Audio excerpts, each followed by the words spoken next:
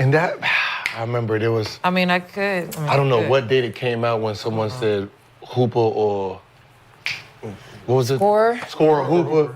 And then I'm like, that's confusing because there was a category called basketball players. Yeah. And wouldn't he fit into basketball players, guys who don't do all the foolery? You put them on a 5-on-5 setting, and that's when their brains kick in. Somebody like Jokic, right? Mm-hmm. Do you think Jokic looked great in one-on-one? Like, do you think great? Yeah. Think about what I said. LeBron has the most points. Do you think history? He's not a scorer. Do you think Jokic looked amazing in one-on-one in the draft? Yes. Yes, right? And he got picked 5? 41. 41. So do you think this man's one-on-one skills looked amazing in one-on-one and playing against somebody? No, because he's a 5-on-5 player. Yeah. That's a different. That's a basketball. That's a different player. I'm okay with that. But there's just guys that are just. You put them in a basketball setting, how they were taught basketball. This is how it is. We got 5-on-5. We got rip.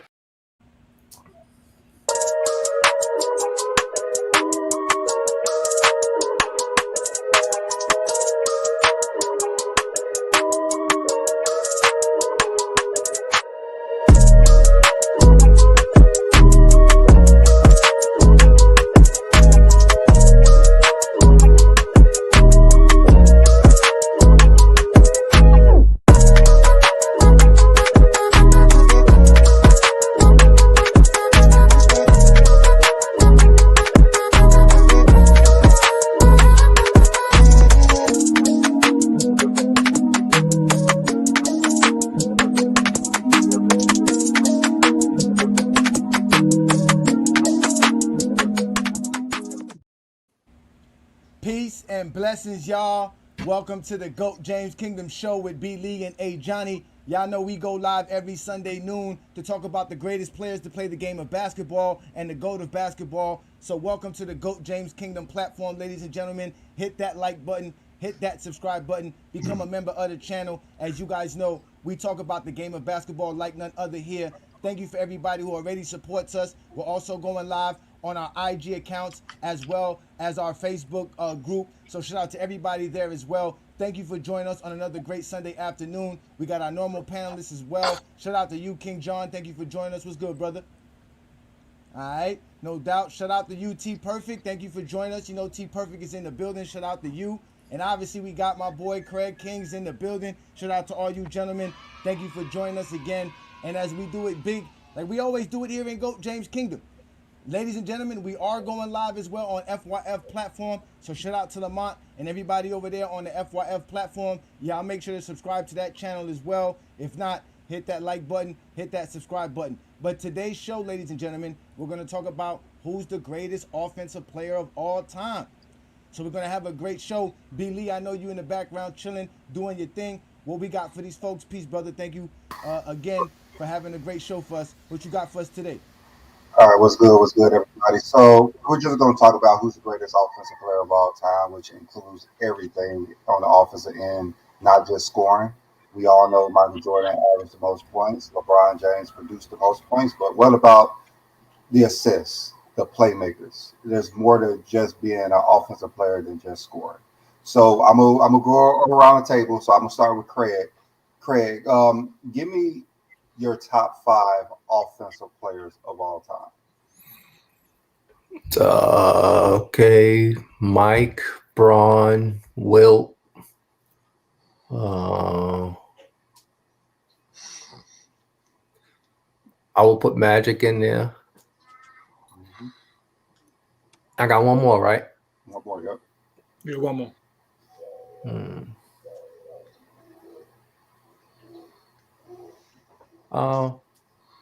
Offensively, I would put. It's my last 5. Okay, it is hard because it's offensive, so I'm thinking of all. I'm not trying to just think of scorers. I'm trying to. That's why I got Magic in there. So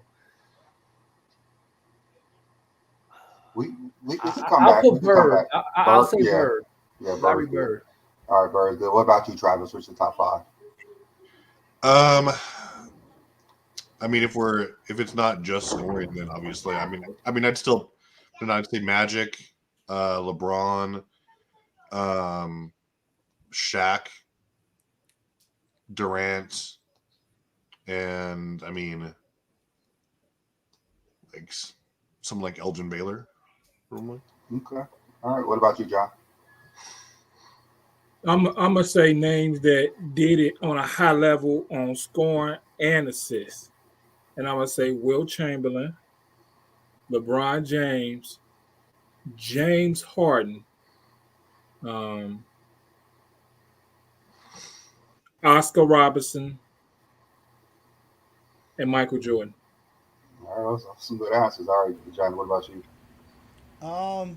Goat James, uh, Magic Johnson, um, Wilt Chamberlain. Who? Oscar Robertson and Jerry West.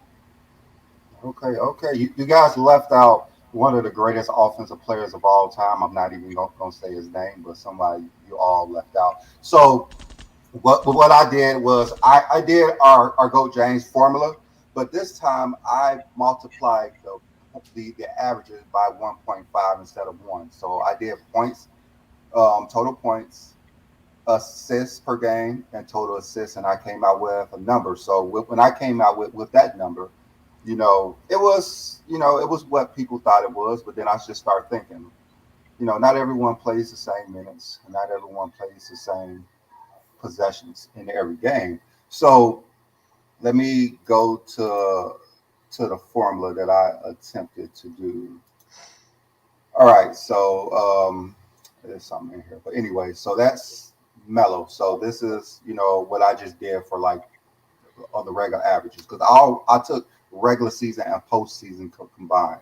So this is just what you guys could get with like your regular averages per game. Like assist is probably worth 1 point in the game because you're a helper. So for Melo's career, he probably contributed at least 25 points per game. So that's something that we could think at. But then I said, we had to use efficiency. All I hear about this efficiency that we have to use because just like Travis said, he put Kevin Durant as the greatest player because of his efficiency. So when we look at what's the best metric for efficiency, I believe it's true shooting because you encompass everything as a player. You encompass your free throws, your 3 points, your 2 point percentage. Like if you're scoring 30 points on 60% true shooting percentage, that means even if you're a bad free throw shooter, your field goal percentage is going to be high. Even if you're average at all, you're still going to be high. So, and then I use the inverse relationship of their turnover percentage. So Melo, when he was in the game, 89.5 of the times he had the ball, he did not turn the ball over. So I used the inverse relation to his turnover percentage. And this is the number I came out to. Melo did not finish in the top 20, which is, kind of ironic. But when I look at it, like his assists, his production on the offensive end was not greater than a lot of players, which we could probably name at least 15 players who had better offensive production than him. And then, I said, okay, let me go a little bit further. Let me go to per 36 minutes. Like this is just the total production for your career, regular season and postseason included. So you use points per game, assists per game, you come out with a number. So you guys can just figure out in your head like who may have came in number one with that, but I'm not going to tell you. So yet again, I said, okay, let's go to efficiency. So how efficient was these players during that time where they're per 36? So let's dive a little bit deeper. Make sure everyone plays the same minutes because we'll average 50 points a game on 48 minutes, but he's not going to do that in 36. Most players are not playing 48 or even 36 minutes a game, but that's about an average for like a star, 36 minutes. So I say, okay, that's a start. So let's go to per 100 possessions. Everyone has the same possessions. What is their production in those games or in that scenario? And then, like I said, the same thing with the efficiency. What is the efficiency of those players during that time? So that's how I accomplished everything. And then, of course, we did the career totals and everything. This is just our regular. So I did the points per game times one, total times. I mean, averages 1.5, then totals and all that. Just like I said at the beginning. So I came out with a number for that. So those are all the formulas that I've been trying to digest and put together for the last 2 weeks, because I know we were doing this offensive player of the game. So I could see what player is number one in these things, and I'm gonna just let y'all know it's not always LeBron. It's not always LeBron, and it's not always Michael Jordan. So it is when you see it, is gonna be like, all right, this doesn't make any sense, but it's gonna open your eyes to how productive some of these guys were when they were playing the game of basketball. It's gonna be a complete shock. So we are gonna play a game. I need 2 more people to join in. I'm gonna ask Ishmael, and I'm gonna ask Sturdy. So I'm gonna put up the link for both of them, because I need 6 players to actually play this game. So I'm gonna put up the link for those 2. Whoever clicks on it, I'm just gonna add those 2 players to this game. I probably already know the answer. I'm pretty sure you think you do, but Ishmael with the I casual know the picks already, answer. though. I know the answer. I already know the answer. I can't wait. Yeah. And Everybody mind you, think they I don't actually know. know the answer. Brandon Yeah, I is haven't surprising talked to me. him He at hasn't all. told. Yeah, exactly. Brandon ain't tell me nothing. I don't know nothing We right supposed now. to believe that? Y'all gonna run the show, not talk to No. each other? We supposed to believe No. that? I don't tell anybody anything. I don't tell Johnny anything about In no what way I'm in doing. hell you I be a don't host. tell y'all what I'm doing. I keep everything to myself. I So, told y'all that long time ago. Brandon loves to surprise people, even me. Yeah. There's a lot of times we show up on a Sunday afternoon. I don't know what Brandon's gonna bring or what he's gonna show up with. So I'm here having fun just like the rest of y'all. All right. So yes, this is All what we right, do here in Goat so- James Kingdom. Go ahead, Brandon. So I need Ishmael to join on. I don't know, I'm not sure if he saw the link. Sturdy's on Yeah, here he in the already. chat. Yep. Shout out to you, Sturdy. Peace, Sturdy. What's good, All y'all? right. What's good? What's good? Okay, that's Ishmael right there. So I'm gonna have to give you guys a number. So let's try to put this in order. So Johnny 1, John 2, Sturdy's 3, Craig 4. Matter of fact, let's put Sturdy and Ishmael on the way that they showed up. So we gotta have 6 in a row. So Johnny, can you put me and you at the top, and then 3 and 3? I mean 2 and 2. Yeah. Right. 6. If you do that. Well, yeah, I don't have it set up to where we can do You it don't? like that. Okay. Yeah. Okay, that's fine there. That's fine there. Yeah. That's fine there. Let me find my game. I got to send you this, Johnny, because We can do actually this. just If you want to that. do it this way, we can do it this way. We All can have right. some fun.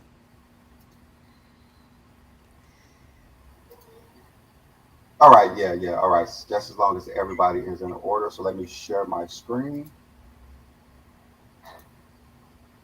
Yeah, if you share the screen, it's gonna go out of order. It's fine. It's fine. Just remember, Johnny, you're 1, John's 2, Travis, I think he's 3, Craig's 4, Sturdy's 5, and Ishmael 6. All right, no doubt. Y'all make sure to hit that like button, hit that subscribe button, ladies and gentlemen. Welcome to the Goat Oh, James to be Kingdom playing Show. games. All right.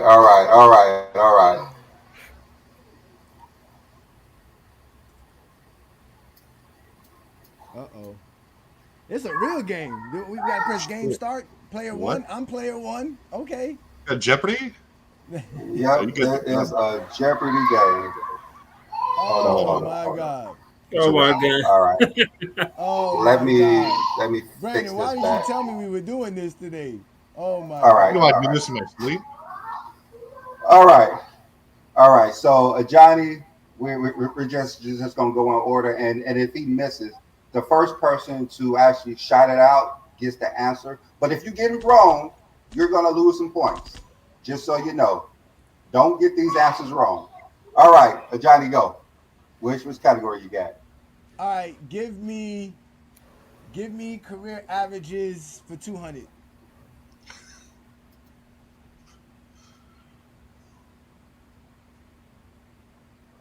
they have to go through this thing first for some reason.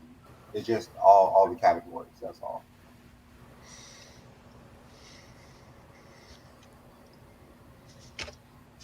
Brandon really surprising us today with this. Yeah. One. Here we go. All right. For 200. Okay. For 200. All right. For averages, which player finished 5th all time for career averages? In career averages? Yes. Remember the one that I did? I showed you the formula how I did it. Yes. So you talking about who you have to finished? remember it. Okay, not who has Who was the 5th all-time best with your in with career your, averages? Right, Career so points per game, career assists per game total. Oh, that make it more difficult right there. But that changes. Okay. Career points per game. What you say? Career points per game. Points and assists combined. Assists combined. Yep. Who finished 5th? All right. You got 5 more seconds. Shout out a name. Magic Johnson. Magic Johnson. That is wrong. You lose 200 points. All right. Who wants to shout out the answer? Who wants to shout out the answer? Anybody can do it. Can we see the list? I'm trying to remember. No, you cannot see the list because that would give you the answer. You just have to think who should be 5th. Michael Jordan. Michael Jordan. That is wrong. So John, you lose 200 points. Are you guys done? You want me to reveal the answer? Jerry West. Oh, Yeah, you have to reveal the answer. These are all that is hard. wrong. This is based off your formula. Wrong. Yeah, that's wrong. So the answer is Stephen Curry. Wow. The answer is Stephen Curry. Okay. I'm confused. All right, John. Go ahead and pick a career efficiency for 400. Career efficiency. I did have the names up here, and they just disappeared. Is this? So this is all the players in history, in NBA history. Yes, you use all the players in history. But not only that, they have to equal it up to his formula. He explained the formula to us. Okay, John, you said what? Career efficiency for 400? Yeah. Yes. All right. So who finished 4th in career efficiency? 4th.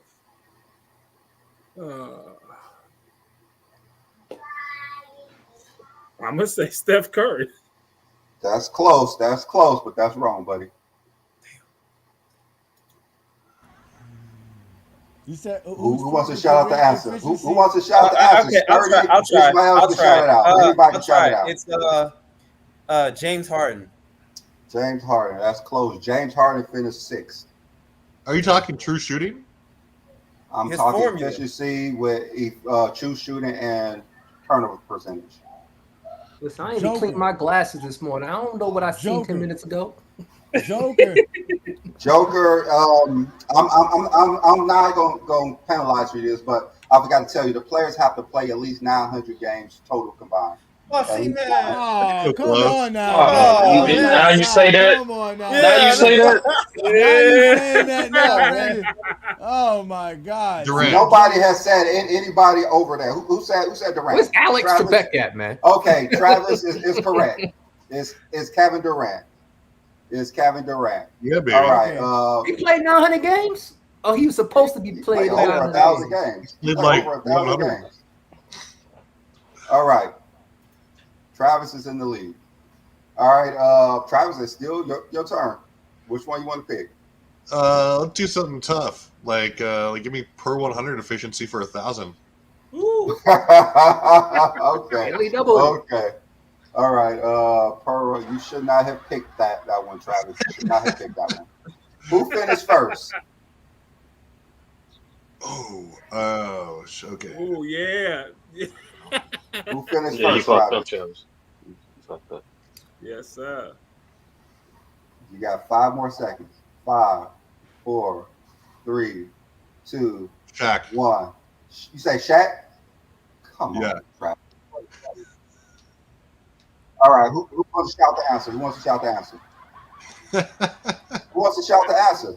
I ain't shouting out this one. What was the question? Core 100. Per 100 Ain't nobody efficiency. gonna Who do get you none of think these finished answers number right, one? Brandon. Yes, they are. Efficiency. Oh, come on, someone shout out the answer. I'm trying to remember your formula though. No, Will- That's what I'm saying. Like, who you I gotta think look it is back. Wilt Chamberlain. Come on, Johnny, you are just terrible. is the per 100 is the per 100 is a combination of both the regular season and the playoffs? It's total career combined. Total career combined. I didn't use regular season. I used total career. Efficiency for 100. All right. So who you think should be the most efficient per possession in NBA history? Who's the most efficient? LeBron James. Okay, I got it. Who said LeBron? Who said LeBron? I'll try. Who said LeBron? John? Yes. All right, John. You get 100. You get 1,000 points. What? It is LeBron James. I thought that was pretty obvious. I think we all at a disadvantage. Yes, we are. Yes, we are. All right. John, I mean, Craig, this is going it's to your open my turn. head as well. Craig, it's your turn. I don't. Give me per 36 production for 600. Per 36 production for 600. Okay. All right. So who you Man think says Larry finished Bird third? next. Larry Bird. I'm sorry, but that's not correct. Hey, what? You hit it in question, man. He said That who's is third? not correct. Who's third? It's third. Who's third in per 36? Yeah, that's basically that's not correct. Hey, I'm winning right now. Bird didn't even finish in the top 10 in this. Anybody want to guess? Or you guys are done? Wait, no, hold on. We're just guessing out of thin air. We don't have no clue. Yeah, like we no, got no clue. There's you no showed way your formula for understand. 10 seconds, and then you was like, all right, Nothing cool. we're gonna know. Yeah. All right. Who you think should be third? Who you think should be third? Simple as Per that. 36. Per 36. Yeah. This is what I like analytics. Steve Nash. Steve Nash. I'm sorry, Johnny. You are definitely in last place. Jason Kidd. All right. I'm gonna tell you the answer because you guys don't know. If LeBron finished third, and number 6 was Dame Lillard, 7 was Kevin Durant, 8 was actually Russell Westbrook, 9 So was you want Chris all Paul, the questions, and the 10 answers was John LeBron Stockton. James, and you giving us his rank in all these categories? The LeBron was third actually. So you all know LeBron should be up there. He's very efficient. All right, Sturdy. Let me get a career average just for 1,000. All right, this should be. Yeah. All right, who you think should be number 1? Number 1, and Yeah. there's just points. There's just points and assists for career averages. Mm-hmm. I'm gonna go with. Isn't it a tie? That I'm saying it might be a tie between the people. Like Magic and LeBron, right? No, I'm gonna go. I'm gonna go with your boy Jordan. Go with your boy Jordan for this one. That is correct. Michael Jordan. You claim yourself to be a Jordan fan? Get out of here with that. Michael Jordan averaged more than everybody with a point for his career. All right, Sturdy is in first place now. All right, Ishmael, it's your turn. Which one you want to pick?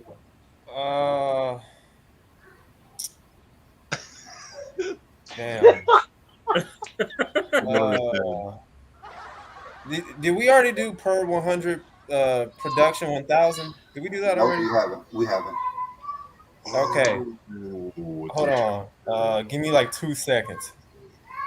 This man trying to Google the answer. No. All right. You have YouTube okay. rewind You got this. Video so he You have 5 seconds. 5. Okay. I'm gonna go with Michael Jordan. With Michael Jordan for per 100 production 1,000. Yeah. The answer is Michael Jordan. Oh, well, Sturdy is player 5, not 6. So Sturdy got 1,000, and Ishmael, you got 600 now. All right. So I was correct, right? I was right, right? Yep. Yeah, I knew that.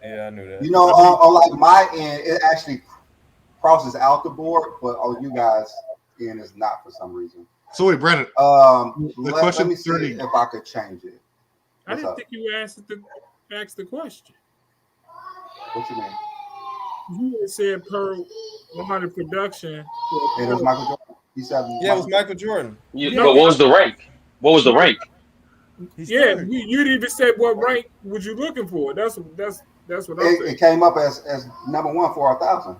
Okay. It didn't say who's number one. That was scoring Michael Jordan. Jordan. No, I'm not saying your answer ain't true. I just didn't remember him asking the question. That's it. There is no. No, he didn't. So wait, Billy, what does that factor in again? You said it's your points plus your assists average. Is that? Yeah, production is just points plus assists for your career. Yeah, Brandon. It blacks it out. It lets you know that somebody hit it this time, Brandon. Yeah. So you're not actually counting the actual. So you're not counting the point generated by the assists. You're just counting the number of assists. Yeah.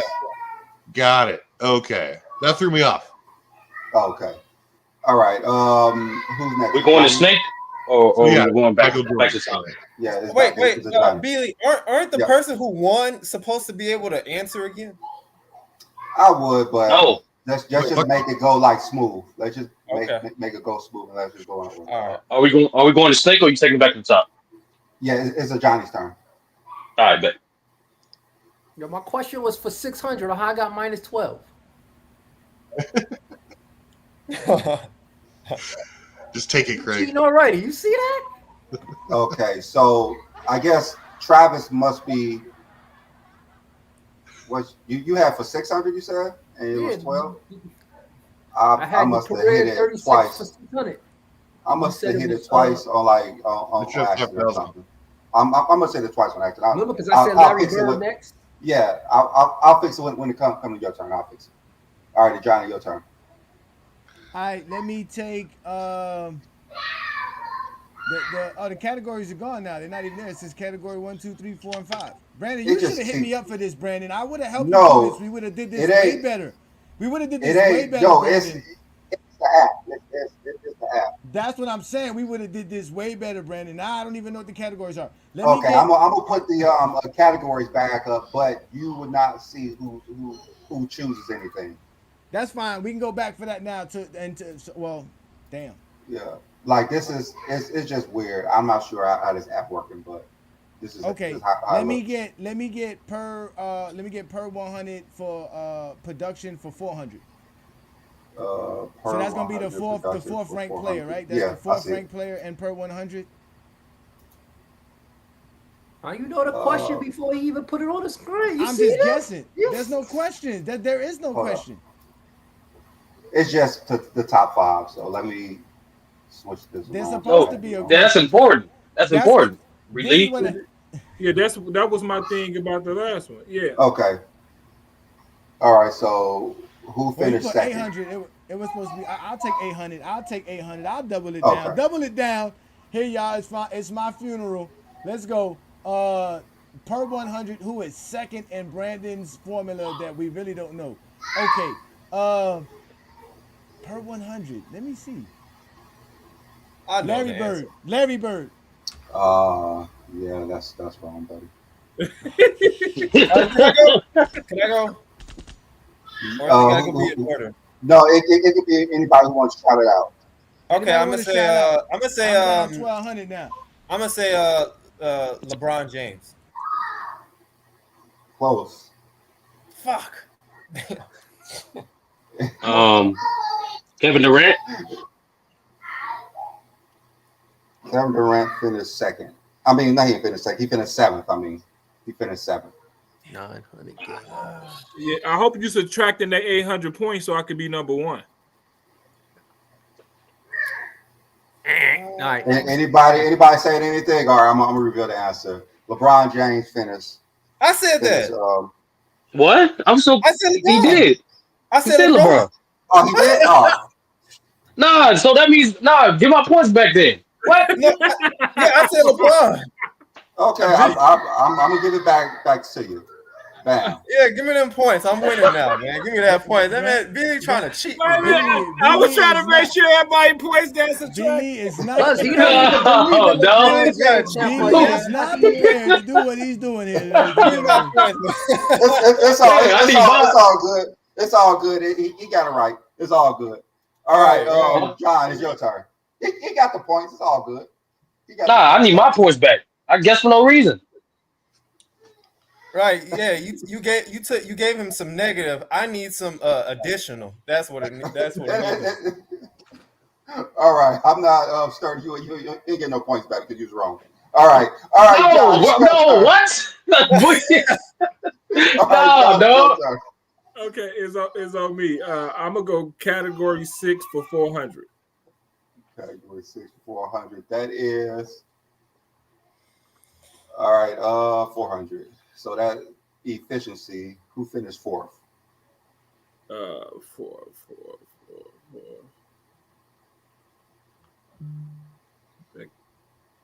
I thought was it Steph Curry? No, it wasn't. Finished fourth, huh? Anybody want to shout out? Or are you guys done? All right, I'm gonna just tell you, it was James Harden. He finished fourth in 100 possessions efficiency. What did Steph finish? I can't tell you stuff because he's in the top 5. All right, cool. How many questions we got left? Hey, whoever want to guess it right, you can. So that's what you should have did. If it's about the top 5, you should have gave us the top 5 in each category. So we were sitting here looking stupid, spending 20. It is top 5. It's top 5. I just said that it's top 5, and even the question. So who's the top 5 in each category? All right, so Travis, it's your turn. Which one you want to pick? Let's do category 1 for 800. All right. Who finished second in career averages? So that's points plus assists.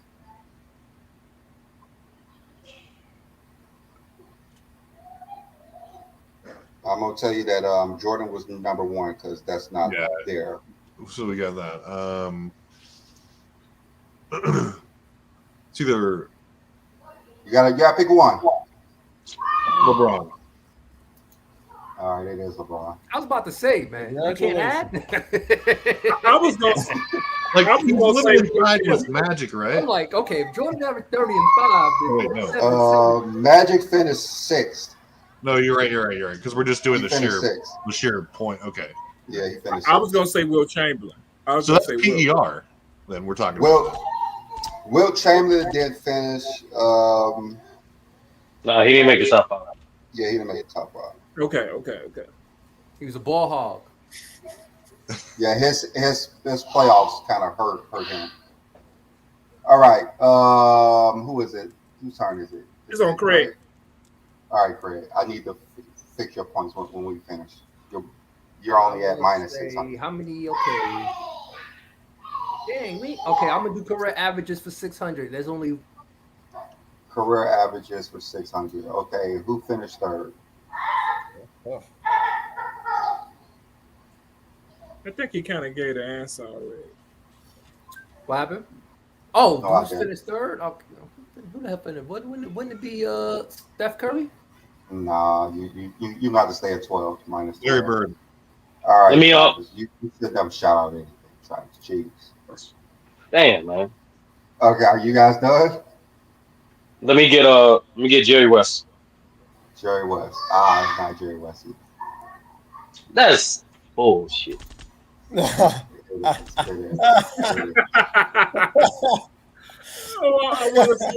want to say a name, but I don't want to go minus. Magic. I got 400. That's bullshit. Allen Iverson. Hold on. I'm looking at these. Hold on. I'm trying to verify that right now. Hold on. Shit. You gotta remember, it's all Brandon's formula as well. It's not just the stats.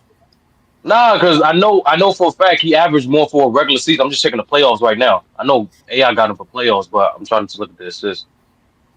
AI was passing in the playoffs? More assists.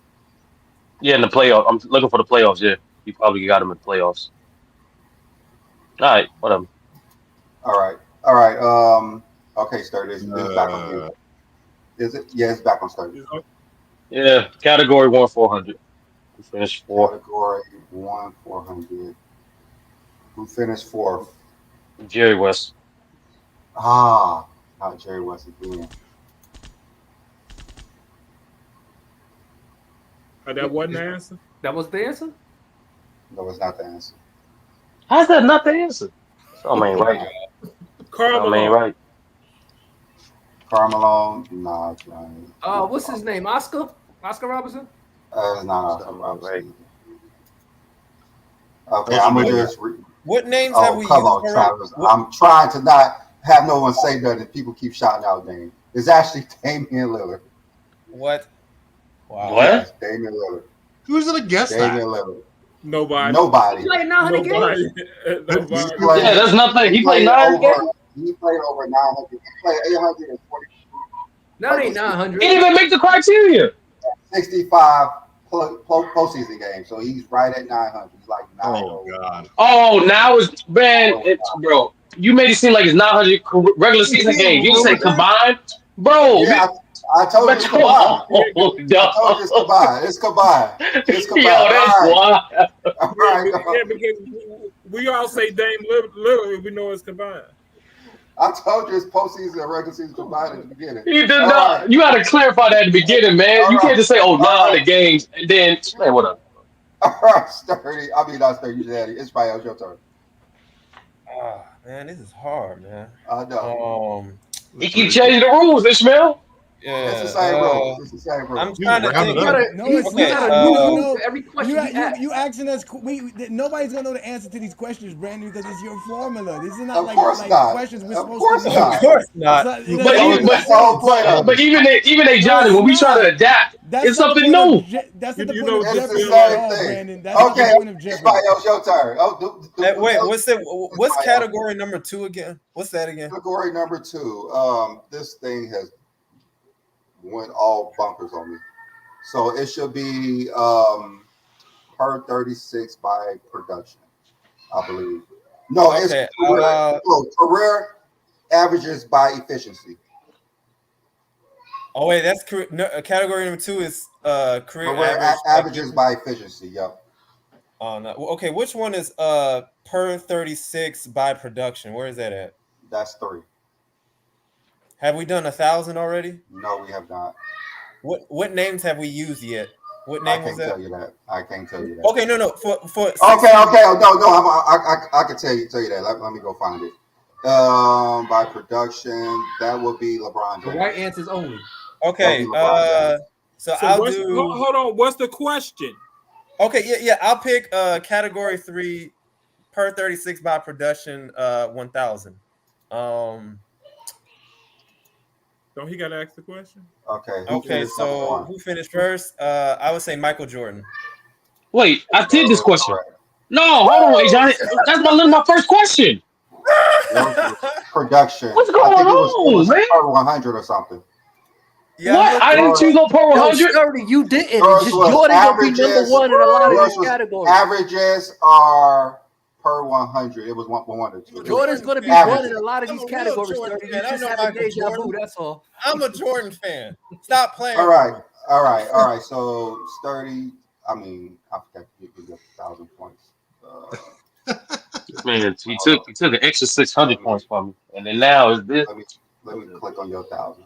All right. You can just say the GOAT. Okay. All right. All right. Who we back at? Is it Johnny? Okay, we back at Johnny. Yep, is it Johnny? I'm ready. Let's go. Bring it to me. All right, here we go, y'all, ladies and gentlemen. I'm going to jump and take a leap of faith. Give me category for 1,000, ladies and gentlemen. I'm down 2,500. Let's go. Which category? Yeah, you can't say category. Category number 4. Category number 4. All right, for per 36 efficiency, who finished number 1? Okay, who finished per efficiency? Efficiency is true shooting. Yeah, per 36 minutes, who is the most efficient player of all time? Rudy Gobert. Okay, that's not correct. So you lose another time.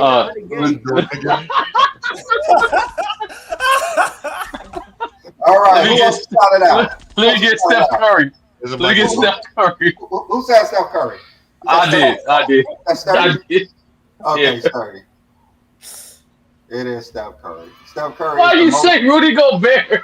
This is the greatest offensive players of all time. Why would you pick Rudy Gobert? I'm crying. He really. Why would you pick Rudy? He said it with such confidence. It was like. All right. The title on the street is greatest offensive players ever, and you chose Rudy Gobert. What? Rudy Gobert. And you know what's so crazy? Brandon did say 900 game minimum. He did say a 900 game minimum. So, ladies and gentlemen, that was my answer. That was my answer. Yeah, that was just answer. All right. John, it's your turn. All right. My God. Oh my God. How do I supposed to go after that? Oh my God, bro. I'm a player that played 900 games and tell you. Okay. Category 3 for 200. Category 3 for 200. All right. This one is per 36 production. Who you think finished fifth? James Harden. Close. That sucks. Real close. All right, who wants to shout it out? Anybody? 5, 4. Allen Iverson. Oh, come on, Travis. Just stop shouting out stuff. All right, how much of you good answer? It was Russell Westbrook. Production. This dude produces. Production is Russell Westbrook. Oh, God. I don't think nobody would have said Westbrook. I'm sorry, man. I'm still, Johnny, bless your heart, bro. I needed that letter. All right, Travis. It was so much bigger, man. Rudy Gobert, baby. Rudy Gobert. All right, Travis, your turn. Oh, Jesus. It's my turn again? Oh, no. No, it's Travis. No. I want another turn. Well, I think we're done. Hell no. You might lose a little turn. I need to get back in it. So, category 4 for 800. Category 4 for 800. All right, per 36 efficiency. Who finished second? Remember, Steph was number 1. Michael Jordan. Hold on. Let me find my answer key. No way. No, it's not Michael Jordan. Almost Travis. Kevin Durant. If it's Durant, I'm going to kill somebody. Just not Kevin Durant. All right, 5, 4, 3. Wait a minute, you gotta give us some time, man. I'm trying to think. Okay, I give you 5 more seconds. 5, 4, 3, 2, 1. Joker. Oh, Travis guessed again. He guessed again. Travis can't lose no more points. James Harden's true shoot percentage is over 60%, and his turnover ratio is actually pretty low. Yeah, it's actually pretty low. So it is James Harden. The per 36. Oh, wait, you count turnover ratio with per 36? Per 36, just the turnover ratio. He added turnover ratio to efficiency. Man, bro, I can't keep up, bro. You keep adding more. It's the same thing. It's the same thing. Equation. True shooting percentage and turnover efficiency for assists and true shooting for points. It's the same thing. Brandon gave us the bar, and we don't have no kind of textbooks to know what we talk about here. Nothing at all. It's cool. All right. Whose turn is it? Is it Craig's turn? Oh, really? Indeed. Yep. Now, whose turn is it? It's Craig, right? I think it's Craig's turn. Yeah, Travis picked that question. All right, Craig, which one you got? Let me go to category 2 for 1,000. All right. So who is career averages by efficiency? Who do you think this is? Didn't we answer this already? No, we did not. It was per 36. It was per 36. Career averages by efficiency. Okay, so it gets total career. Who do you think is the most efficient with points and assists? The most, so it got to be between Jordan and LeBron because they in the other one they was 1 and 2. So I would say LeBron a little bit more efficient in that space. So I'm gonna say LeBron.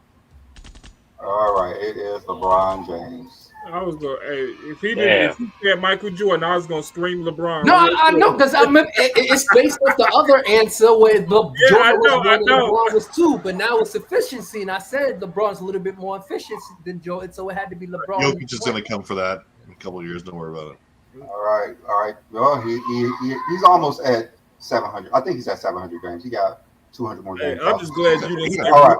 I'm just glad you ain't say Rudy Gobert. Okay, all right, Sturdy, your turn, Sturdy. Let me get category 2 for 800. Category 2 for 800. All right, who is second? All right, it's between these two guys. So, who you picking? I'm gonna go with Curry. I'm going with Curry. Curry. No. Jordan. Damn. Craig answered it. It's Jordan. It's too late. Craig. Yeah. It was between. I figured that. It was between him and Jordan. I'm like, we talking about efficiency. Jordan Curry, like a way better shooter than Jordan. I said Jordan at the same time as Craig. All right. This is for that's just for career averages. So we know Steph Curry doesn't even play 36 minutes a game, and Jordan plays almost 39. So Jordan has more. I think Steph Curry's like 34. So Jordan played almost 5 more minutes. So it's gonna be Jordan because that's his production. All right, Sturdy, it's your turn. Not just picking. Right? That's a question. That's like Johnny. Oh no, it's Ishmael. It's Ishmael. Oh right. All right, Ishmael. Go ahead and get something easy so you can stay in front. He trying to Google the answer before he asks you the question. Yes. Is he in there? Ishmael, you there, lady? Let's go, Ishmael. Right, my bad. Category 5. I was on mute. Category 5 for 200. All right, he's trying to make sure he don't lose his lead. Per 100 possessions by production. Who you think is number 5? This is a guess, but I'm gonna say John Stockton. John Stockton. Let me find my key. That is. Google can't help him. Brandon. Per 100 production. No, that's not John Stockton. John Stockton didn't finish in the top 10. Wow. Okay. Which Sturdy will already know that. Yeah, at this point. But it's per 100 is different. Yeah, it is. But he don't really score that. To be productive. Remember a good chunk of his career is in the 90s, and 90s had less than 100 possessions a game. That's the thing. Like, y'all have to know. It's everyone has the same possessions in here. So per 100 possessions. I'm gonna go with Dame Lillard. Dame Lillard for number 5. He finished 6th. Harden. Damn. James Harden. Close. Craig. That's real close. I got one. Chris Paul. Let's go. Chris Paul didn't finish in the top 10. Oh my God. All right. 5. James Harden's close. 3. Westbrook. 2. Okay, Westbrook it is. Come on, man. All right. All right, that was 30. How is Westbrook and Harden that close for you to say Westbrook? Nah, you'd be surprised. No, Craig, you'd be surprised though. Like they production is relatively they're same. almost identical. Identical. Just a few points separate them per 100%. They're almost identical. But at this point, if you say James Harden, he said you're close. Just say Westbrook. Yeah, I figured. The only thing is Harden is just more efficient. Yeah, you'll never see Westbrook on these efficiency charts. Believe that. All right. So whose turn is it? I lost. No, it's Johnny. It's my turn. My turn. Oh no. What you mean? Oh no! Listen, man. You got everyone I'm going wrong. all That's out, why. baby. I'm throwing all the chips in here. Okay, which one category it is? 6 for 800. Category 6. All right. 800. Per 100 possession efficiency. Who is number 1? Number 2. I mean, number 2. My bad. Number 2. Who's number 2? Per 100. We already did 100, I believe. I mean 1,000, and that was LeBron James. So who do you think is the second? Michael Jordan. A few points is not going to get you up there, buddy. All right. Who wants to shout the right answer? Kareem. Kareem? No, that is not Kareem. That is not Kevin Durant. Kevin Durant finished 6th. I like Ishmael. I'm gonna take a chance. Let me get Oh, Curry. y'all didn't laugh Curry. at Michael Jordan. All Michael right. Jordan wasn't Steph an Curry. outlandish statement. Nobody laughed when I said Michael I got Jordan. that right. Just I said that. Now. I said that. I said that. I said Steph Curry. Get out of here. You did? I said Steph Curry, correct? I didn't hear Wait, it. Brandon, is this true shooting or like effective? Okay.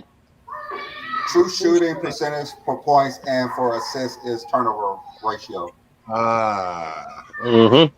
Curry got more assists. Curry got more assists. I'm giving you guys both the points. Yeah, Kevin Durant's assist hurts him. All right, John. I ain't seen that one daily double. Don't worry, I didn't add that in because that's too complicated. Category 3 for 800. That's why you have help. All right, so per 36 production, who you think finished second?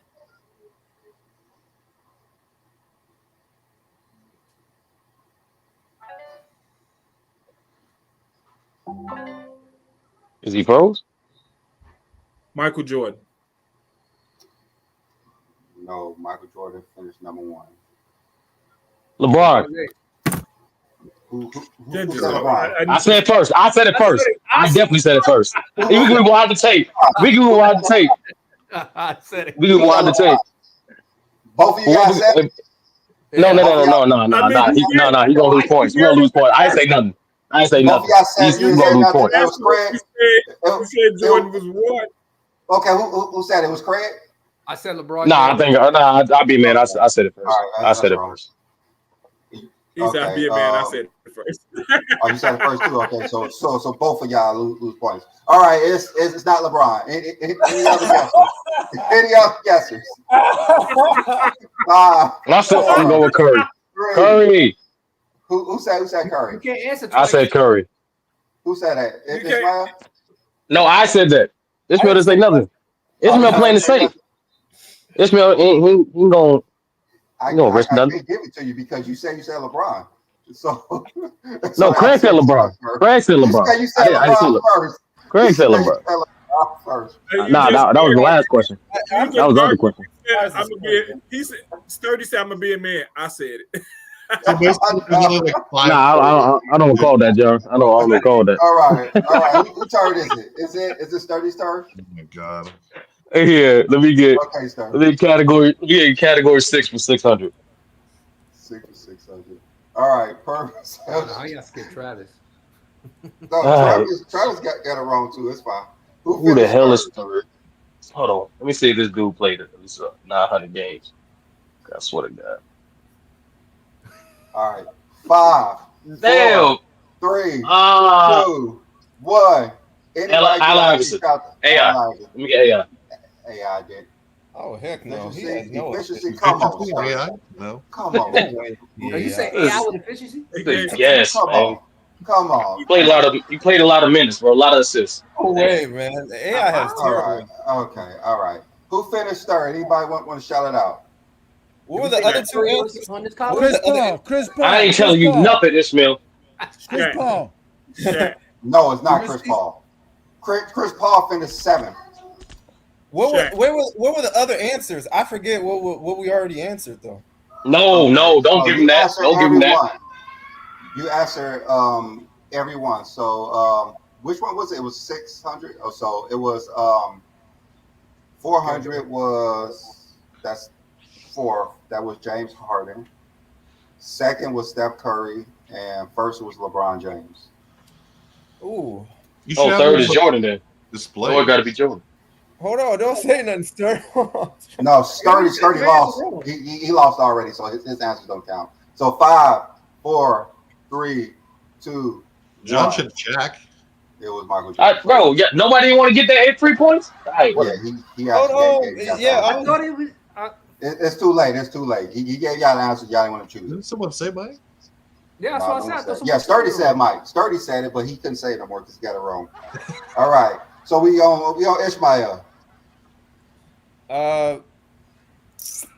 I'm gonna go. At least go 600. Mathematically, you can't lose at this point. Let me see. What's Certainly number one. category? I mean, Ishmael. Category 5 for. Yeah, I know. Okay, you gonna pick 200? I'm gonna pick 400. Category 5 for 400, but I forgot the other names that was named. I'm trying not to say them. God damn. So we choose 200 for Westbrook, Or right? even hints. No, I gotta know what the names were. So it's Westbrook. I know you said Jordan. I know you said LeBron. And what was 400? Number 1 was Michael Jordan. Number 2 was question. Yeah, like Ishmael think he's slick. Yeah, he is. And 5 was Russell Westbrook. 4, 3, 2. Oh, wait. All right. So 5, 4, 3. Did we say James Harden already? James Harden. That is the correct answer. Look at. B-Lee, I realized B-Lee, him and Ishmael are in cahoots. You notice Ishmael gets like 5 minutes to Google and all these other hits. Everybody else, they just going off the dome. It is what it is. All right, John, it's your turn to get it wrong. It's your turn to get it wrong, John. Extra time. Man, don't hate the player. Yeah, he gave him like 5 minutes. That's why he was like, "Oh, is Ishmael there?" Wait a minute.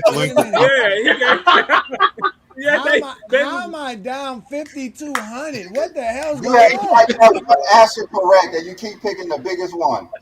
No, listen, this is not even. This is preposterous. You said this is erroneous on all levels. Don't worry, I'm gonna catch you, Johnny. All This right. don't make no sense. All right. Wait, I don't. Do you even know the math? Did I really lose 5,200 points? Yeah. Yes. You said Rudy Gobert. You didn't get a single answer right, Johnny. And then you had a couple guesses. You're like 0 for 10. Huh? You like 0 for 10, and some of them I even add because you're too far behind. So I'm Joe Glass and Mike Tyson Punch Out. I'm the first All right. guy You everybody ready? got to face right Yeah. now. You ready? You ready? Pick a category. Oh wait, listen, I'm going all out. Let me get category number 4 for 600. All right. So 4 is per 36 efficiency.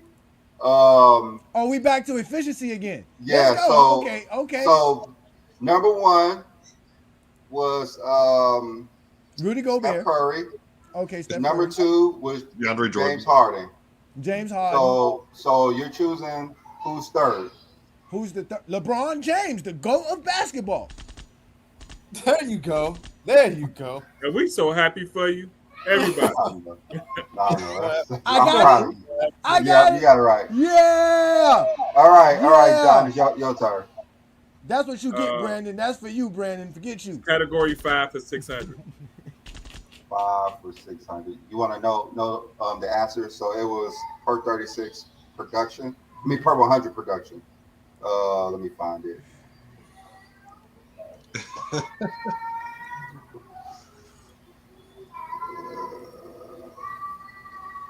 I keep muting myself. Okay, go. All right. So 1,000 was Michael Jordan. 800 was LeBron. 400 was James Harden, and 200 was Russell Westbrook. So who do you think with production is number 3? Kevin Durant. All right. So who wants to take a stab at it? What was the Stephen answer? Curry. You gave already? Stephen Curry. It's Stephen Curry. So it's either gonna be LeBron, Mike, Steph. It's either James Harden, Jordan, Stephen Curry. Hey, Westbrook. Don't forget Westbrook. Hey, Sturdy, we know Ishmael and Brandon hooked up. Yeah, it's all good. You know what I'm saying? That's messed up because he didn't hit me up. I can't. If you ain't cheating, you ain't try it. I was Yeah, I get it. Wait, who's player number 6? That's Ishmael? Yes, Ishmael. Yes. No. That's B-Lee and Ismael. We got to get it correct. Yes. All right, losers. All right. Who's next? Is it Travis? You I can't think it's even Travis. had 6 controllers on the PS4. What is this? We can't even play with 6 people. We should All right, Travis, it's your turn. Which one you got? Which one you got? Jesus, make it stop. Yeah, category 2, 200. He said make Category it stop. 2 for Horrible. 200. All right. Career average by efficiency. Who is number 5? Okay. By efficiency. Yeah. Luka got 900 games. Yeah. Nope, he doesn't. I only think he got 300. Got 900 games. He don't even got. He got like he just reached 400. He like got 480. Number 1 was LeBron. Number 2 was Jordan. Yeah, so so it PER. it got it. Come on, who's answering? Because I got the answer. It's Travis. It's gonna be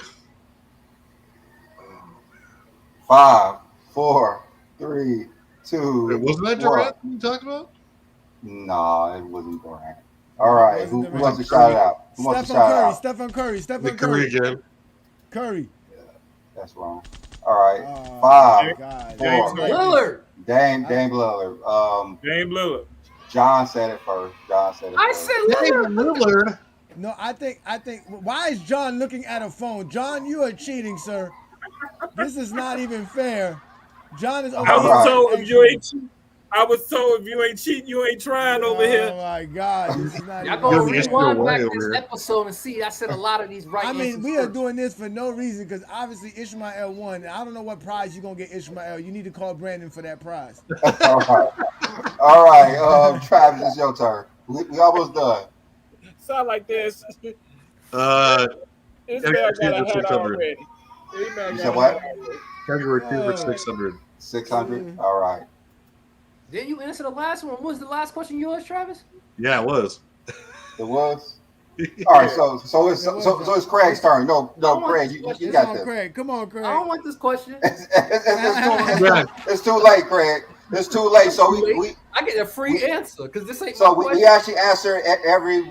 Let me see. I think we answered every one but the last 2. So number 1 was LeBron. Number 2 was Jordan. Well, number 2 was Jordan, and then number 5 was Dame Lillard. So who's third in career efficiency? You know who the answer is. Oh, that's Steph Curry. Steph Curry. It is. Yeah. At least And he didn't want to answer it. So he shouldn't get the points because he said he didn't want the anscer. Well, he did. It's all good. I forced the answer. I should get double the points because I didn't want this question. All right. It should be my a daily double right there. Daily double right there. I know There it you should. go. It That's should Craig. be. All right. All right. It is 30's turn.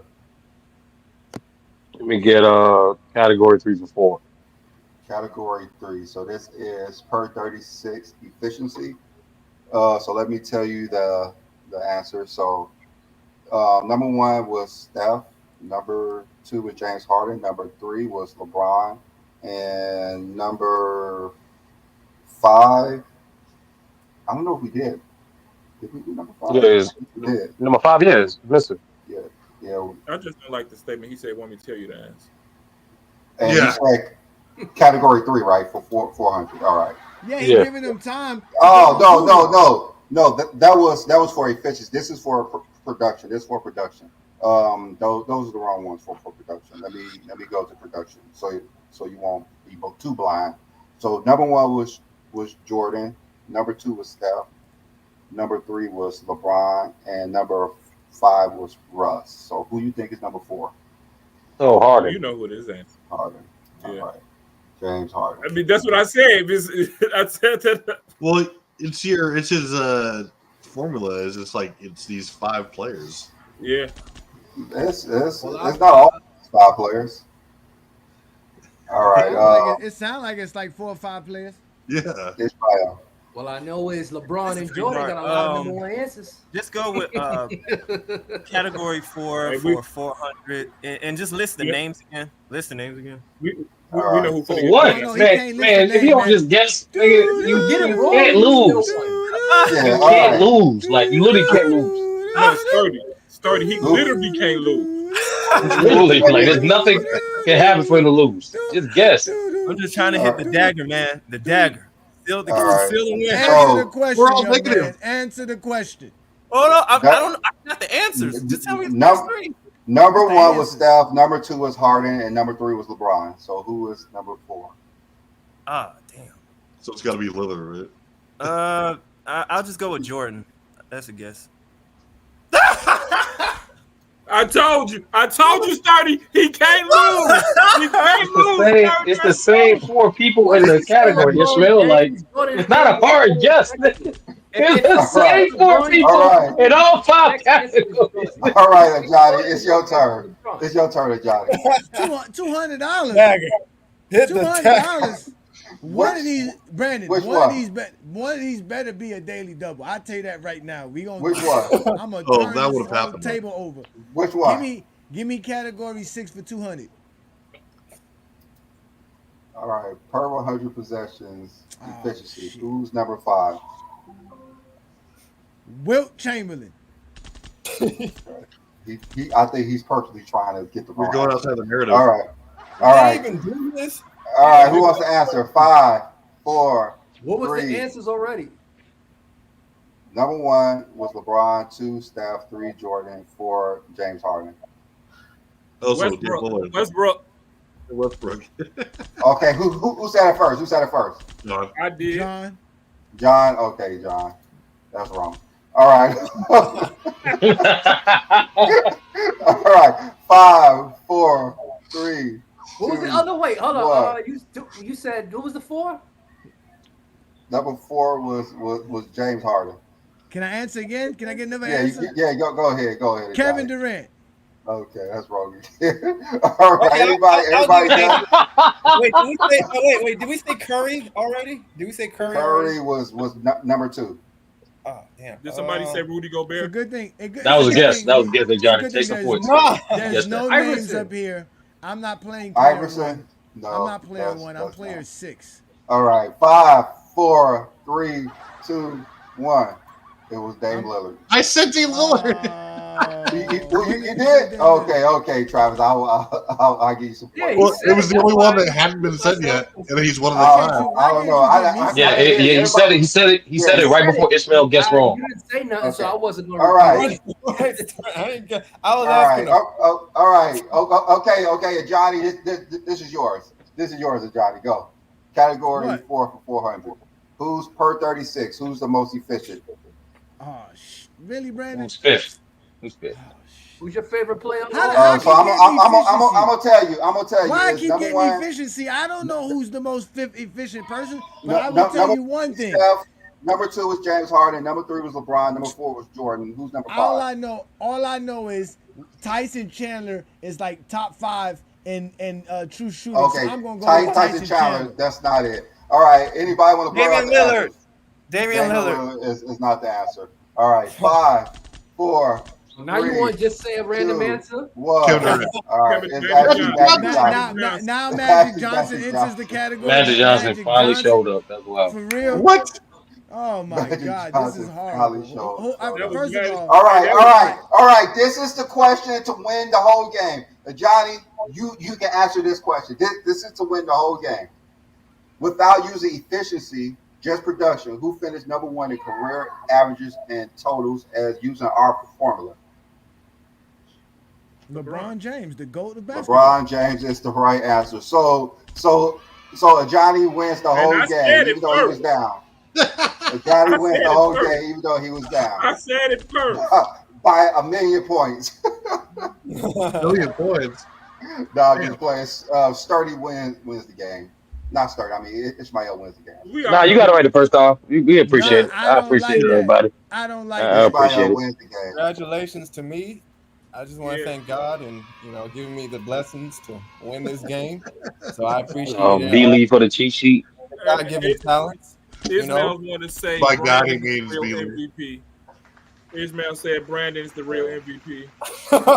So Johnny was last place. Y'all just saying like if Brandon's the ref, and I'm just I like the number 6. The number 6. You notice how he specifically asked for Sturdy and Ishmael to come on the show? Yes, I know. And then he said, "Where's Ishmael at?" There was a conspiracy awry, Brandon. There was a conspiracy awry. Randy, you should have just said there was only 5 players or 5 NBA players. You want to know? You want to know why I got a lot of those answers? Is because I looked up before like a lot of per 100 stuff. Of course, and so that's why I understood. I knew Jordan was one of the best. Just say you knew the answers because you just Brandon be had capping over there. All right, no, so man, I'm telling you, I looked into stuff. All right, so this is per career averages with per production with no surprise. So those are the orders. Michael Jordan, number 1. Yeah, of course. Go. I don't like advanced stats, man. Get this out of here. This is not advanced stats at all. They exist. This is not advanced at all. This is PER. This is an analytical stat. This is a PER type of stat that you use different numbers to add and multiply, and subtract, and carry the one. Wait, I thought you agreed with our formula, Craig. I thought our formula sit well with you. No. No, this is I I don't use no advanced. Well, I don't use this is just adding career averages, points plus assists. None of that. This is easy. LeBron James. Jordan averaged 30.6 points per game for his entire career, including the postseason. So this is just adding his points and assists. That's all. Okay. And we can see Legit. So that's See the two most players with the most fighting. I knew Bird was top 10. Okay, so wait. So what the categories was? It was efficiency and production based on career, and it also per 36, per 100. Yeah, averages. Okay. And average. So that's 6. Averages. Okay. So Michael Jordan is the second most efficient. Him and LeBron almost neck and neck. That's why they're the 2 greatest. Okay. Per 36 is Michael Jordan. Steph was second, and LeBron was third. Harden 4th. Well, Russell Westbrook was actually 5th, but he produced a lot. Go Russell Westbrook. All right, this is for efficiency. Steph Curry is per 36 is the most efficient player ever. Like he should really be in the top 10 of a lot of players because this guy is offensively. Offensively, he's. I guess if you listen as a point guard, he's the best point guard. I mean, we got. Dude, I have him ahead of Kobe. Steph, Magic, Dame Lillard, Russ, Chris Paul, and John Stockton is right in number 2. He got a teammate on this list. He got 2 teammates on this list. He ain't no great one. All right, and this is per 100 per production is Michael Jordan. All I know is Jordan don't have not one teammate on his top 10. I thought this was Jordan Kingdom. It looks like Jordan's about to be the best offensive player ever. Let's go. Let's continue this. Let's see what happens. All right, this is per 100 per efficient. Michael Jordan dips down. Steph Curry's up there. We have to start putting some respect on Steph Curry's name. So is KD is up there. He has 900 games played for real. Who, Steph Curry? How many games Stephen Curry played? I mean, he's over 1,000. Okay. Yeah, he's played. He was drafted like. The dude is 36. The dude is 36. He was drafted in 09. Y'all acting like he said Kawhi Leonard. He got like 8 games total played. Doctor's top 10. Yeah.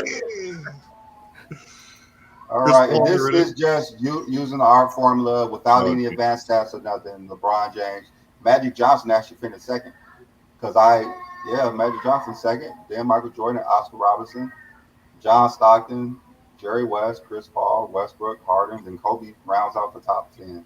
And for some reason, Steph Curry's not in here because this is strictly production. We talk about KD is not on this list. That's why he ain't up there.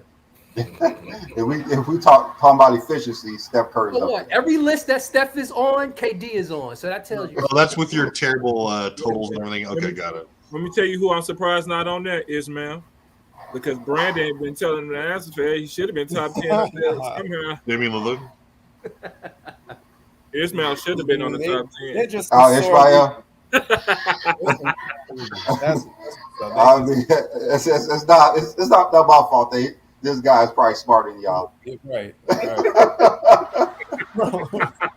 Obviously. Yeah. All right. So let's just go through and let's list you guys' top 5 players again and see if anything changes. So let's go with you and Johnny. Did anything change in your top 5? Knowing how efficient some players are and how productive some players are. No, just offensively. No, because your formula was too confusing for me to understand as of right now. I gotta take more time to look at it. And I still like my top 5 over your top Okay, 5. What was who's your your top top five? 5 Who's your again? top five? I Who's your had top what? five? I had what? It was LeBron. Man, you done made me forget now after all I this know information. because it's just changed now because you saw how No, efficient some players were. it hasn't really changed. It was LeBron. It was Magic. It was Jordan. Then I believe I said Jerry West and Oscar Robertson. Okay. LeBron, Jordan, Magic, Oscar Robertson, and Jerry West. Yeah, a lot of those guys don't fit in there. No, I'm going with assist guys and scoring guys. Yeah, that's what the same thing I said. Yeah. That's why my list got Wilt, Jordan, I'm Braun, Magic, and Bird. I'm gonna show you why I say what I say in a minute. Don't worry, but you did a Okay. good job, All Brandon. right. I appreciate it. All right. So the reason Oscar Robertson and Jerry West isn't in there because I couldn't use their there's no turnovers. There's no turnovers. 100 and there's no turnover. There's no I turnovers actually for them. could give them a percentage, but that wouldn't be fair. I got you. So I just left those two out. I got you. All right, John. What's your show top? your. No, oh wait, let me bring it back up You again. know, I want to make sure everybody knows. The one person I needed to give more respect to was probably Westbrook, because I mean his production is crazy. Yeah. I didn't say Westbrook. I said Oscar. I did say Oscar Robertson in, and the one person, if you're gonna put Oscar in something, you need to put almost Westbrook in there. If you're just talking about production. All right. So yours staying the same? You're not changing anybody out? Yeah, man, staying the same. My production. Brandon, I would, instead of saying Oscar, because like you said, you could add some Oscar stuff in there. I would have added Westbrook. Westbrook. All right. I would have took. I had Oscar in mind. I would have took Oscar out because you said it Westbrook. All right. Travis, what about you? Like, what would you change in your top 5, or would you at all? I wouldn't really change. I mean, like this is really just like look at the names. They're all like guards or passing forwards. Yeah. I mean, they're like like pulling the ball. So I mean, but like if you're just talking about production, like offensively, like that's great that you have like you're scoring and producing. Like LeBron's up there, obviously. I put Magic there, Jordan, sure. I have Shaq in my top 5 because Shaq led the league in field goal percentage 6 times from 92 to 03. And he was doing so like ridiculous efficient, or he was doing so while leading like 18-25 shots a game. Like, I mean, was he always gonna like have the assist numbers? No, but offensively, he was arguably like one of the the most dominant force we've ever seen. Especially got like a teammate on the list, Kobe Bryant on there. Kobe. Like the only reason he's not on there. here is like you told me he wasn't better than Chris Paul. Like, come on, or Russell Westbrook who shot like 40%. Like, no, Shaq's up there. I just don't think the big men get enough love when we're talking about offensively. But if we're just talking the raw assist numbers combined with that, then sure, these guys are up there. But all right, Craig, would you change anything in your top 5? I mean, I had Bird and Wilt as my outliers. That's not on this list. But the other 3 was Magic, Braun, and Jordan. But I mean, like you said, I would only change it because this made me about the assist and the points. I mean, Wilt got an assist title. That's why I said Wilt. So so that's why I put Wilt on the list. And of course, Bird is very efficient. Yeah, Bird's efficient. I was surprised that his shooting was lower than what I thought it would be, but that's just a different era. Well, Bird didn't play long like them, like everybody else here. He played 1,000 games total. What else Kevin Durant on this list? This is just only for production. So this is not efficiency or anything, just production. Production. Yeah. His assist this is assists. This is averages and totals for points and assists. Oh, totals. Okay, so that's why it's bullshit. Averages and totals, like I said, averages and totals. Ryan is not a better offensive player than Kevin Durant. Neither is Russell Westbrook, Chris Paul, Jerry West. Durant is number. Well, like I said, if you want to get to one like just efficiency, every possession, this is probably the top 10. But if you want to do by production, You could do it that way, but Dame Lillard scored just as many points as Kevin Durant and just as efficient and averaged more assists and turns the ball over less. Are we sure about that, Damian Lillard? Mm-hmm. I haven't looked at Damian Lillard. I'm not gonna lie. I haven't either, but yeah, he's up there, and everyone left out Steph Curry. No one wants to put Steph Curry in the top. Left him out. 5, but yeah, no one said. Well, look at this. Top 5, This whole list, everybody played with each other except for Kobe and Jordan. Like, what the fuck? It's like one. Everybody literally plays with each other. How is Damian Lillard more efficient? He averages 40. He is at 43% career free throw shooter. He shoots worse from 3, and he produces less points per game than Kevin Durant.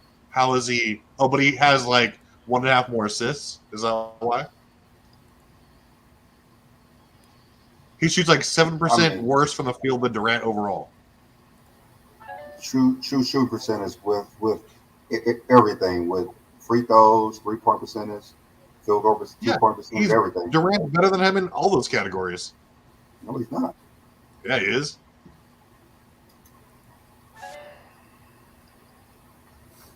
He's better from 2. He's better from 3. Field goal or free throw percentage, it might be like a tie. Yeah, he's definitely better in true shoot percentage. Only Steph Curry shoots higher than Kevin Durant. No. But, yeah, I mean, I'm like Dame Lillard compared to than Kevin Durant.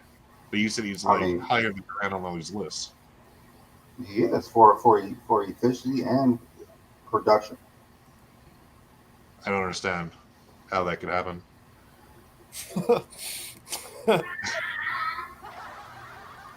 Table.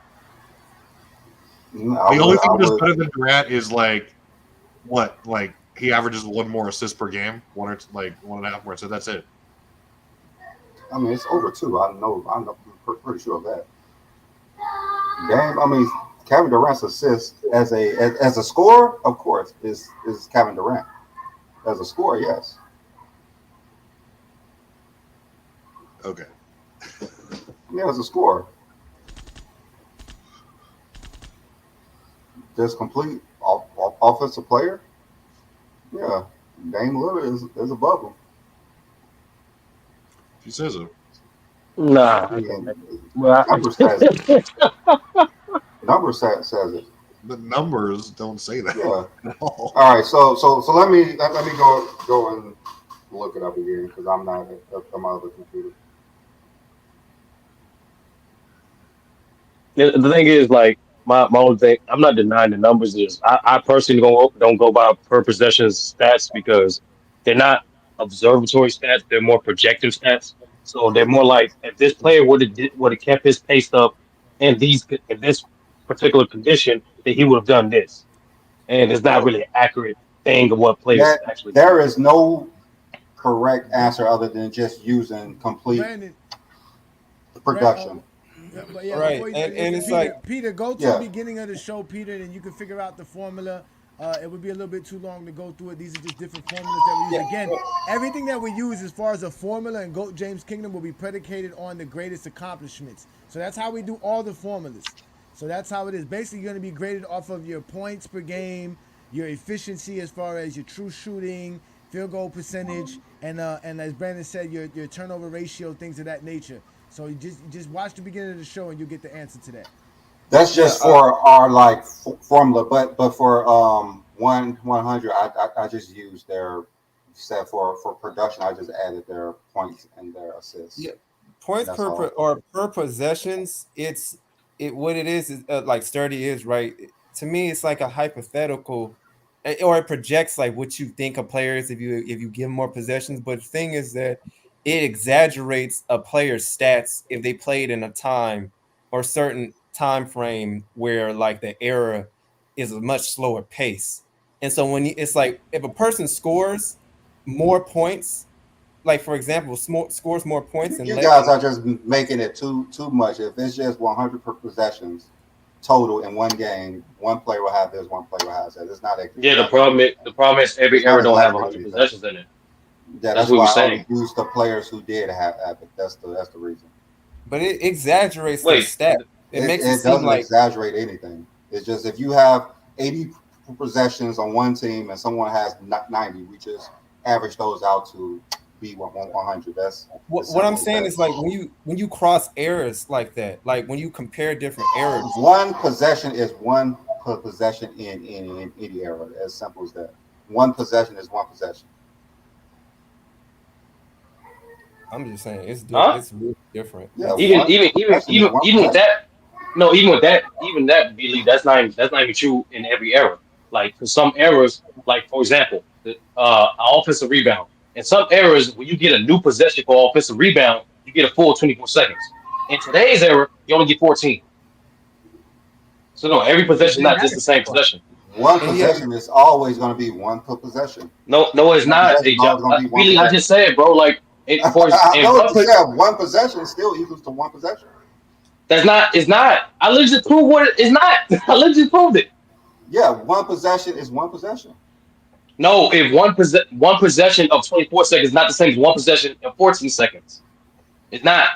And I'm saying like when you cross errors in possessions, it exaggerates the stats for a player that played in a slower possession because scoring more in less possessions make you a better scorer, right? And then but when you give them more possessions, it makes them even better. I mean, if somebody scores 30 points and your team only score 80, doesn't that equate to equally matter if you scored 50? If it's less possession, yeah, that's why it average out to one possession to one possession. The issue with 100 possessions is the fact that the game is not played in 100 possessions. So in certain eras, you got somebody's 100 possessions, which is a complete game. Then you have some players where it's not even a complete game because they played more than 100 possessions per game. And then you have another era where they didn't even play 100 possessions. So you're talking about adding another game to somebody's actual stats. So yes, that's an example. Yeah, right. the 100 possessions is not really good for any era because if you played in the late 90s and the early 2000s, more than likely for us to give you 100 possessions, you had to add 2 games. So it doesn't matter how many games it is. It's one possession. It's one possession. It's a different if you strategy, gave somebody different possessions, game plan, different players, if you gave somebody, everything. It doesn't matter about that. It's just the game's not played per 100 possessions. It's of played course 48 not. That's minutes. why it's advanced stats. Just like all advanced stats. It's just, no, but that's why it's flawed. If 50 possessions, you put someone in there for 50 possessions, you put another person in there for 50 possessions. They don't play per 50 possessions. They don't play per 50 possessions. When Michael of Jordan was not. playing, no one plays the same amount of minutes. No one plays the same amount of games. If Michael Jordan everything is going to be the same thing. It's we're just talking about, we try to dial it down to 36 minutes to 36 minutes. It's not going to be the same possession for 36 minutes. Because 100 possessions to 100 possessions. It's not going to be the same minutes. It takes Jordan more than one game in 98 it doesn't to matter get to about 100 Jordan. possessions. It's just about the position. That's the difference. The possessions. There's That's no the difference. That's the difference. Yes. Just like when 36 Jordan minutes. when Jordan was getting 100 possessions. You let me know when I can talk, Brandon. You let me know when I can talk, Brandon. No, every stat is going to be flawed. Like there's no. No, it's not. No, it's not. 48 minutes ain't flawed. Everybody can play 48 minutes. It's not my fault. You can't play 48 minutes like Wilt Chamberlain. Wilt Chamberlain can play 48 minutes. You only play 36 minutes. That's a difference. That has nothing to do with nobody. That's no average, no nothing. If you want to take Michael Jordan's 98 stats to give you 100 possessions, you have to give me 2 games. You can't do it in one game. It does matter because now it's a different game. It's a different game. Every stat is different. LeBron and Michael Jordan don't play the same minutes. Magic Johnson and Larry Bird don't play the same minutes. Every stat is going to be different. No, that works. Minutes per game. You got 48 minutes to play a game. There's going to be different possessions in each person game. Like every stat is the same. You can say that about every stat. You can say that about every stat. That's not a flaw. That's not a flaw. How's that not a flaw? Everything is flawed with stats. That's not a flaw at all. No person plays the same possession. No person plays the same You had an opportunity to play 48 minutes, and you had an opportunity to have the right possessions. You got to do what you got to do to get the possessions, and you got to do what you got to do to play the minutes that need to be played. That has nothing to do with nobody but you. You can say that for everyone. That's not a flaw. Just like you can say in the 60s, it was a higher pace compared to the 90s. That's what they say. Like there's no flaw in that. There's no flaw in that. There's no flaw that the 60s ran at 115. To people who can't understand what stats mean. It's not nobody's fault that the 60s played pure basketball. You can't be Like I mad that they said, played pure every basketball stat in to the someone 60s is and they gonna be moved the flawed. ball and shot the ball like a basketball team is supposed to. The more possessions, the better. The more possessions you gain in a game, the better it is for you. So the All more right, just like I possessions is said, better. every stat is going to be flawed to a certain person. Simple as that. Just That like I per said, 100 with the is flawed. 60s and the 90s, it's going to be flawed. With totals, with averages, it's going to be flawed. Everything is flawed. That's why I did like 6, 7 different things to see who's the best at one thing, because there's no perfect stat. So who's overall number one? Who's overall? There's no overall number one. You got to go whatever category you want to go with. Which one you want to choose? So if you did go all by this total and career, if you want to go by total career, it's going to be LeBron James. If you want to go by just 36 minutes a game, it's going to be LeBron. I mean, it's going to be Jordan or Steph Curry. If you go by 100 possessions, it's going to be LeBron or it's going to be Jordan.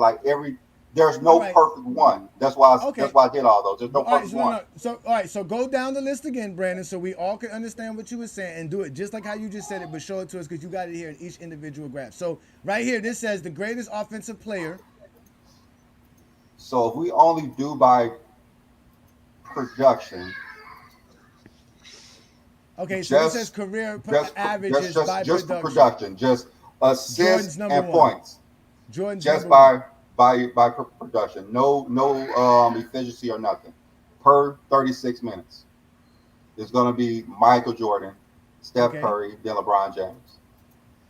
You go by per 100 possession. It's going to be, if you get everyone the same possession, it's going to be Michael Jordan scoring more than everybody on the court, with LeBron James second. But if you just go by total career, with you add in averages and totals, it's going to be LeBron James. And that's all the categories. 4 categories. That's all the categories. All right. Okay. Well, let's go down the list. Let's start with you, John. What do you think of Brandon and his work and what he put together here and the guys that came together? Man, I appreciate the work he put in. It made you look at it a lot different. And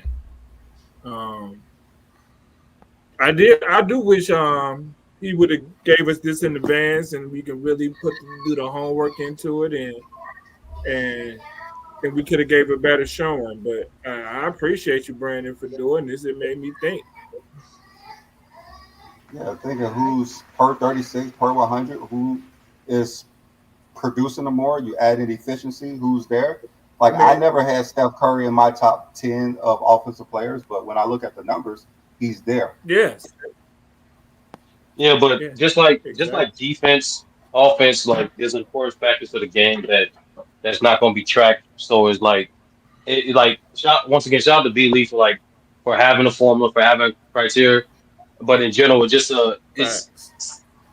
different because even amongst errors, certain things that you do offensively have different values, right? So for the slower pace errors like the 90s and the 2000s, it's not the 3-point shoot is not the same value as it is for today's game, or even for offensive rebound. That's Offensive rebound. Every single stat is going to be flawed because you make suggestions for every error. No, what I'm saying is when, because I see how everyone differentiates from when we did the greatest defenders, right?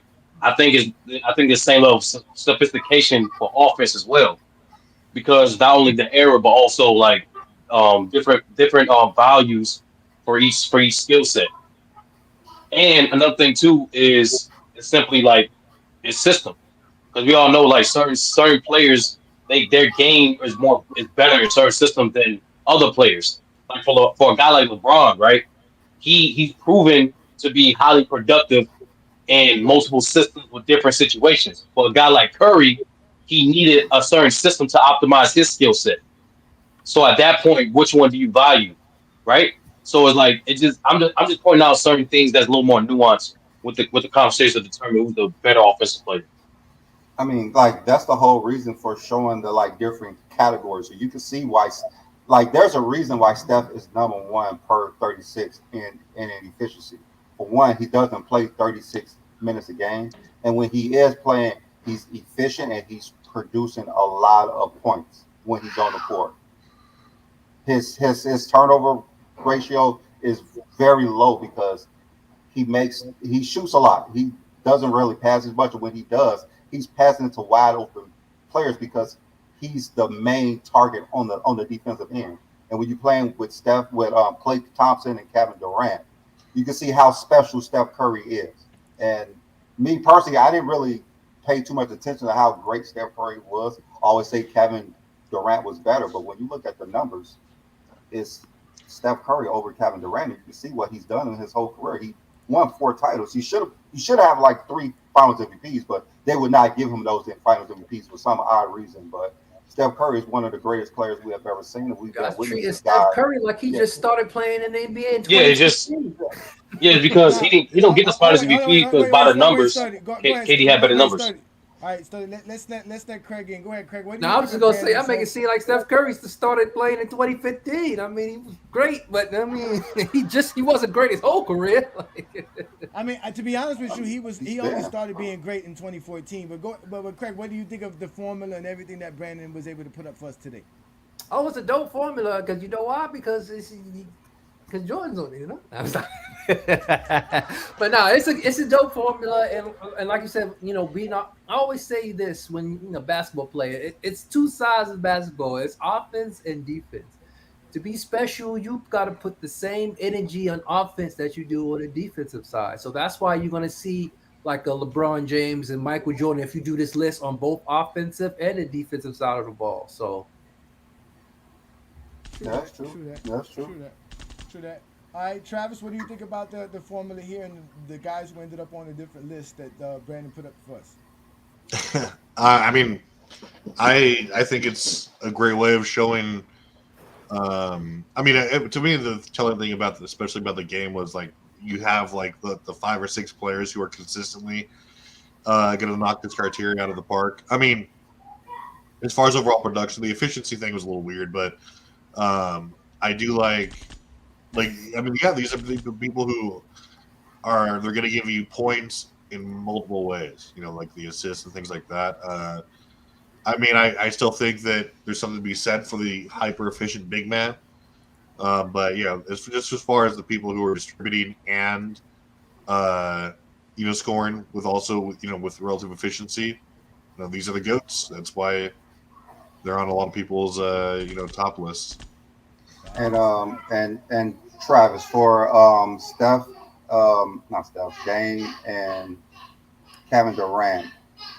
When I was looking at the per 100 and the 36, Kevin Durant's 37 points per game, Dame Lillard 34.4 points per game. Kevin Durant 5.9 assists, Dame Lillard 9.2 assists. So that's why they're close. And it's the same thing per 36. They do not play the same, amount of minutes or anything. But I gotta go to the averages for postseason and regular season. That's the only thing I gotta look up because. But I mean, they do take the same shots per game. All right. All right. So Ishmael, let's get your take on this. You actually were the winner of today's Jeopardy game. His shout take. out to you. So. What do you think of everything that Brandon was able to bring up for us and the results? I think most of it, yeah, it's pretty cool. I think it's a great way to evaluate the efficiency of a player, how they are offensively. I just like there's one thing I don't disagree with using it, but I just understand with like using context of per 100 because it is like based on a hypothetical scenario in order for us to understand if we give a player more possessions, but every area is different in how the possessions is played. But like I think it's cool that being able to analyze efficiency and the overall production. Yeah, I mean, like I think Brandon, he did a good job. When you and Brandon was going over the questions and answers, did you tell him that then? No. Like I said, I looked into some of this stuff, and so that's why like some of my answers seem like. And You did. And Travis, Kevin Durant averaged 27.3, my point five for his career. Dame Lillard 25.2, so it's like a 2.2 difference, but Dame Lillard averaged 2.5 more assists a game for his career. So that was the like half a point difference between them. And that's why he ain't got no championships, because he's passing it too much. All right. Well, ladies and gentlemen, listen, we are having a great show. Like I said, ladies and gentlemen, we are the GOAT James Kingdom platform. This is the GOAT James Kingdom show. We go live every Sunday to talk about the greatest players to play the game. Today's show is actually about who's the greatest offensive player of all time. Brandon gave us a phenomenal formula and obviously a fun game of Jeopardy. Shout out to you, Brandon. We appreciate you. That was actually great for fun. That was great fun. I mean, we didn't really figure out who's the greatest offensive player of all time, but we'll figure that out shortly as I will bring up my formula and what I think about who's the greatest offensive player of all time. But before we do that, we got to give LeBron James some love. So we gonna show you guys an actual content creator that actually shows up every week and represents LeBron James to the highest light. And we do that by having King John's flowers. And when we do flowers by King John, he basically shows you somebody that represents an actual content creator that actually represents LeBron James in the highest light. So we're going to have King John's flowers, ladies and gentlemen. Here we go with flowers by King John.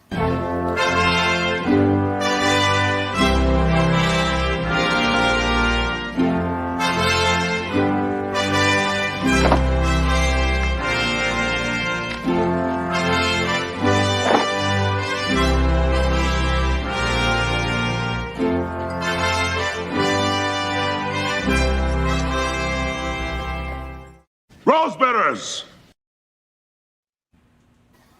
How you doing, everybody? This week, we're going to give flowers out to an Instagram page called Castle Noble. If you're on social media and you're on Instagram and you follow anything about LeBron James, the one person you're going to go across is Castle Noble. He's one of the people on social media who, I wish I knew more about him, but I think he actually a journalist, and he really knows his information. I've seen some of his debates when he's talking about different players, when he's talking about LeBron James, and he knows what he's talking about, and he backs up what he's talking about. I literally seen this guy debate somebody and then post what he debated about him to show it was true. So just know we're paying you attention out here. And hey, he has hold on, I'm sorry, y'all.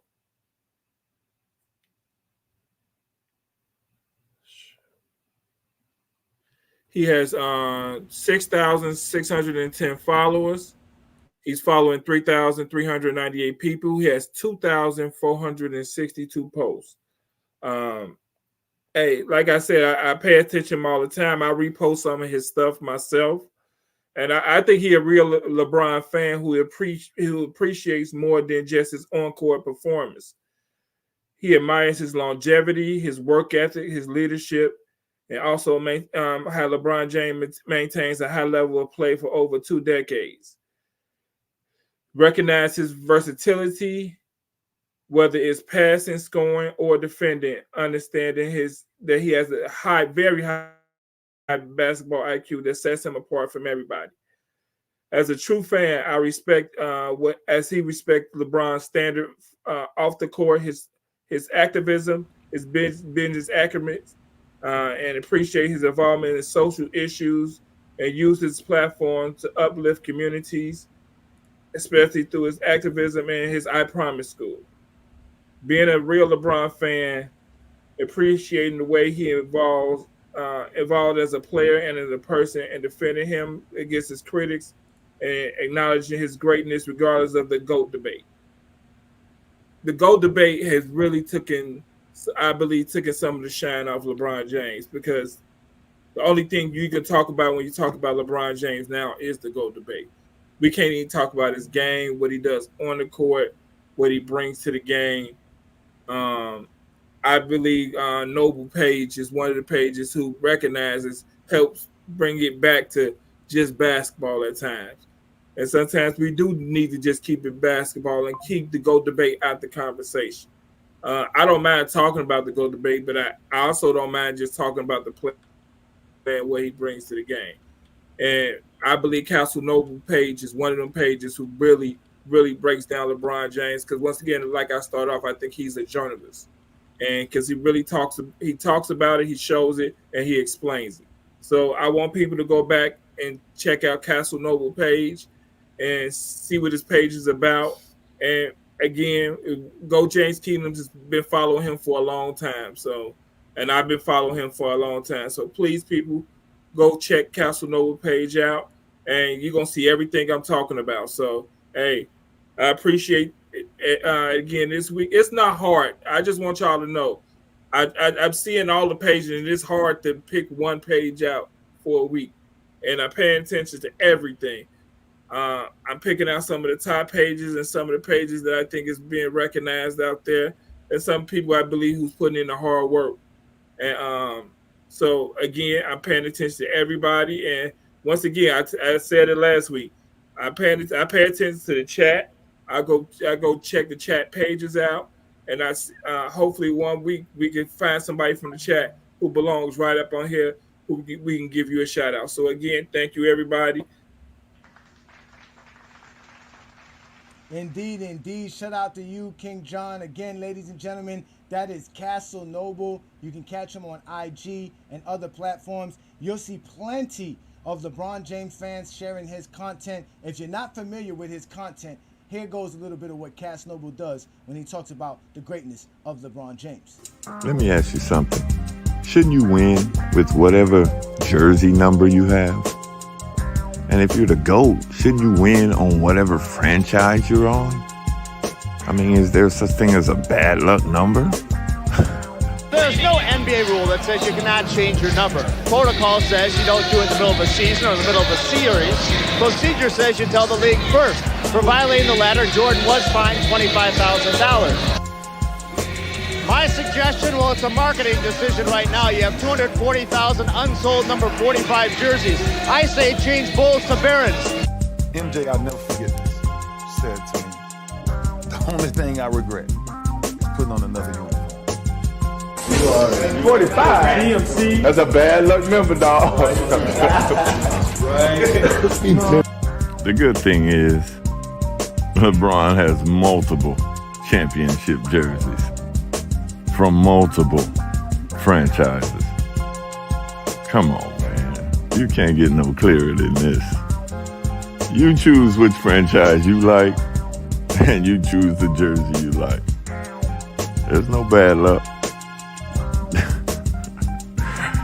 There's no bad luck, bro. That's stuff that GOATs don't say. Get it together, MJ. Come on, bro. Indeed. Those are things that GOATs do not say. And that's why today we're going to give Casanova his props. And he has officially been GOAT James Kingdom approved. And he got his flowers by King John. Shout out to you, Casanova. Let me ask you something. Shouldn't you win with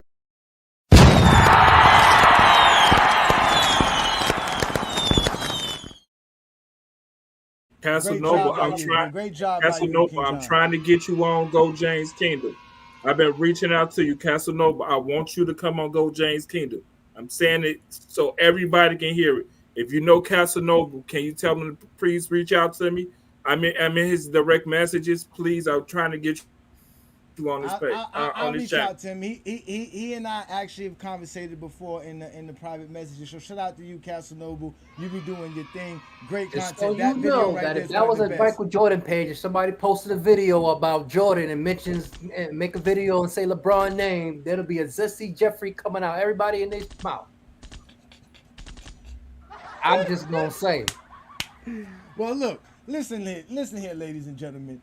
That was a great job by you, King John. Because again, listen, we just like to praise LeBron James and his greatness. We've given people an opportunity to do that right here in GOAT James Kingdom. So y'all make sure y'all hit that like button, hit that subscribe button, become a member of the channel. Ladies and gentlemen, we are the GOAT James Kingdom platform. This is a Sunday afternoon. We go live every Sunday, noon Eastern time, to talk about the game of basketball. We go a little bit of extra because we are actually on FYF. So shout out to everybody on FYF and all those guys over there that do the great job. We have our normal panel as normal. You know me, I'm A. Johnny, the Exposer. We got B. Lee, the sports analyst. We are the GOAT James Kingdom platform. Every Sunday we are joined and we appreciate and we are actually humbled to have guys like King John, T Perfect, and Craig King to come up and show up. And we obviously have our GOAT James Kingdom member and obviously Ishmael and Sturdy here. And we're going to have some fun. But I want to bring up the idea of what's considered a great offensive player. And before y'all go into the chat acting crazy, don't forget Travis is out there looking at what you say. And if you say anything crazy, you are going to get you already know what happens when it's Travis's turn. And obviously we know Craig is going to come up with his segment, because if you got a poor take, Craig will let you know why you're poor take. But before we get to that, I want to give you guys what I think about when we talk about great offensive players. So sorry, Ishmael, you're still available, but you're not seen right now. I went and looked up some information about great offensive players. Now, this actually does kind of give an advantage to point guards or ball facilitators, because what I did was I graded you by actually scoring an assist and your efficiency, which is field goal percentage.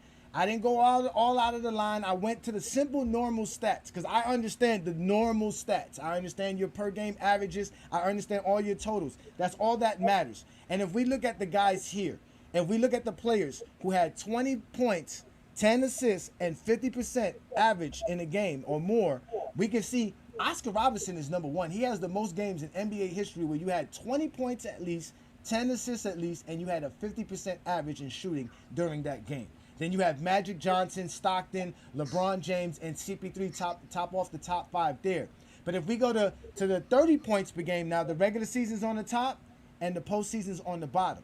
So you can see here, Oscar Robertson again had the most 30-point, 10-assist games on 50% shooting or better in the regular season. Then LeBron James is second. You got Luka, Russell Westbrook, and Jerry West. Now, pay attention to the names we're talking about, because these names were kind of on Brandon's list, right? Because Brandon was using kind of the same things. I didn't use turnover ratio and things of that nature. Like I said, I stick it to being normal stuff, because I'm a basketball fan. Basketball is very simple. It's a very simple game. You got to dribble, pass, shoot, rebound. That's it. That's what the game revolves around. So then we get to the actual. It isn't that simple. Everybody can do that. No, not anybody. Trust me, not anybody can do that. Those that be challenging me in basketball, I guarantee you can't do those categories that I just mentioned. So here we go. We got 40 points per game, 10 assists per game in a game, and 50% shooting or better in a game. It's also Oscar Robertson. The crazy thing about Oscar Robertson is that the other day on his program, on the Steven Jacks and Matt Barnes program, he said he wished he shot the ball more. He said that he wished he would have actually took more shots, because he believed if he did, they would have won more. But he was playing quote unquote what they wanted him to do. Like Sturdy was saying about how certain systems kind of restrict players or allow players to do certain things. He had to pass the ball a little bit better, and he did that very well. But when we look at the regular season, Oscar Robertson's across the board number one when we're talking about scoring, passing, and being efficient as far as shooting the basketball. Then if we take it to the playoffs, it kind of gets different. In the playoffs, if we go to the 2010-50 games, you got Magic Johnson up in there. Then you have CP3, and you have obviously the GOAT, LeBron James. Then you have John Stockton to round off the top five with Michael Jordan, right? Then if you go to the 30-point games, you have Michael, you have LeBron, then you have Michael, right? Then you have West, CP3, and Oscar Robertson to round off the top five. And then if you go to the 40-point games, it's LeBron, it's Jordan, it's Big O, it's West, and it's Dame. So when we look at the players who put up the most points in certain games, especially in certain situations, this is what I found out. Again, this is from StatHead, and the information is whether you scored 20 points, had 10 assists, and had a 50% or better average when you're talking about field goal percentage. So let's start with you, Brandon. What do you think of this criteria and the actual players that ended up in the top 10? I mean, just seeing who scored the most points in those games. I guess that's pretty self-explanatory. But I'm not surprised Oscar Robertson's up there because he did average 30 and 10 for a few years, basically. So I'm not surprised that he's up there. But 30 and 10. he's 25 and 9 for his career. So yes, he played for a while. So later in his career, his stats went down. But yeah, it's like no surprise how much production he did back in the 60s. So yeah, this is no shock to me. You said back in the 60s, Brandon. Yeah, where you're playing 130 plus possessions, you should average 30 and 10 if you're going up and doing that. Hey, Brandon, what's Oscar Robertson's minutes per game? I'm pretty sure it's over 40 something. Yeah, 42.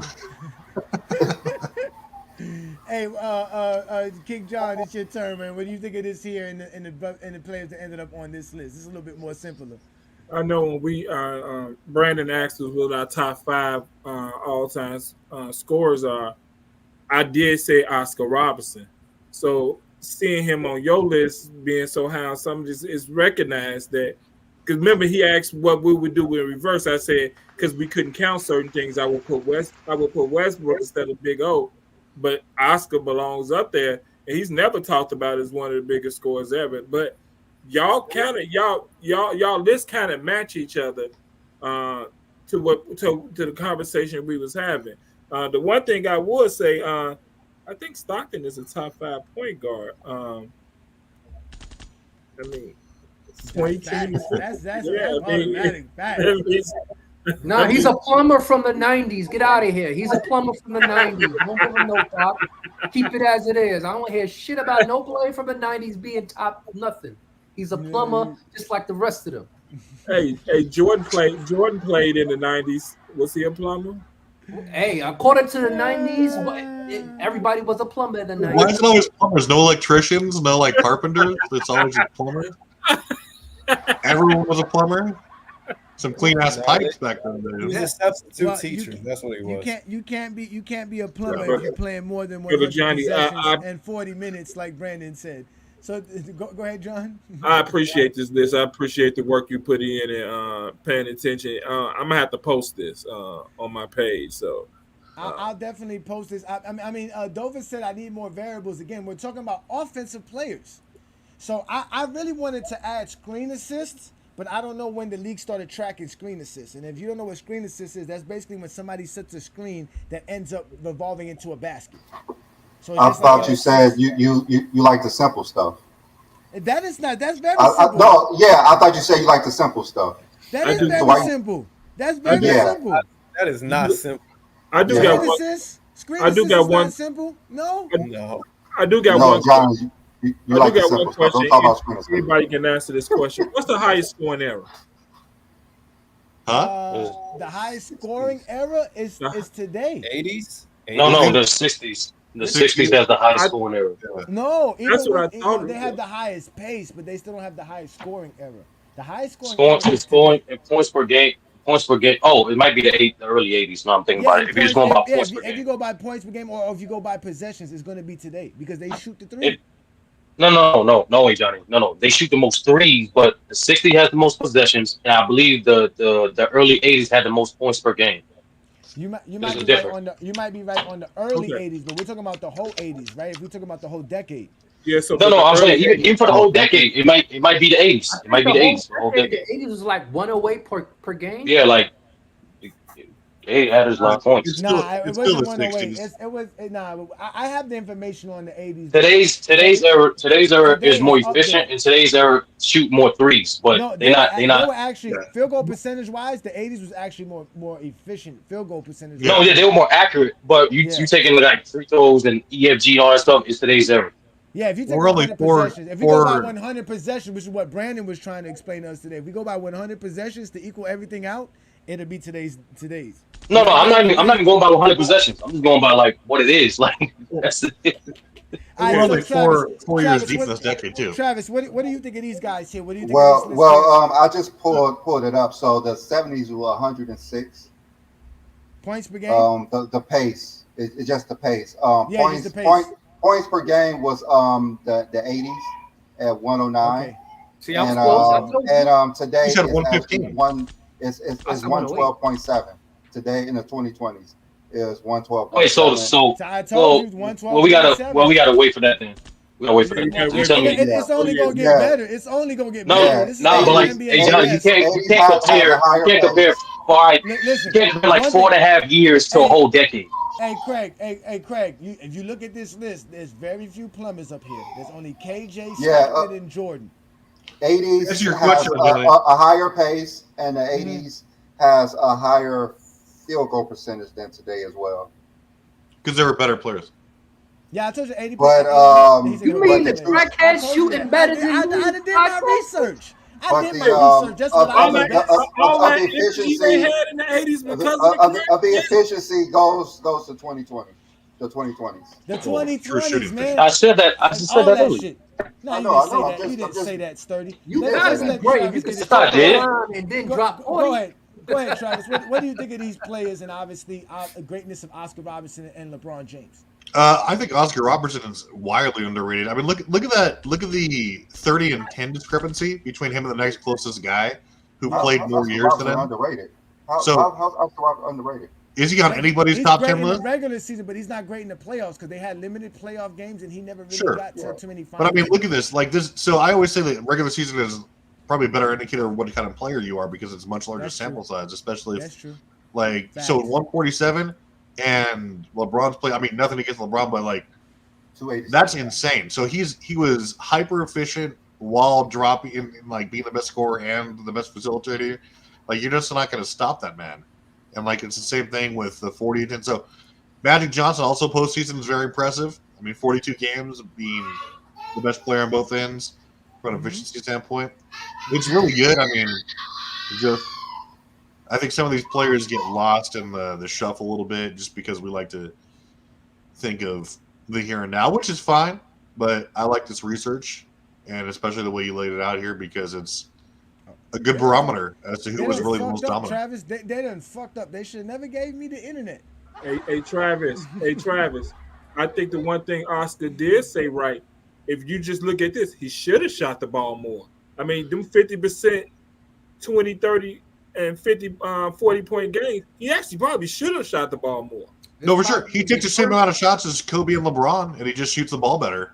Yeah. I mean, so the better scorer. Listen, Oscar is up there with him. Like I said, only him, Russell, and LeBron are the guys that have 27. I think 25,000 points and 8,000 assists and 8,000 rebounds for their career.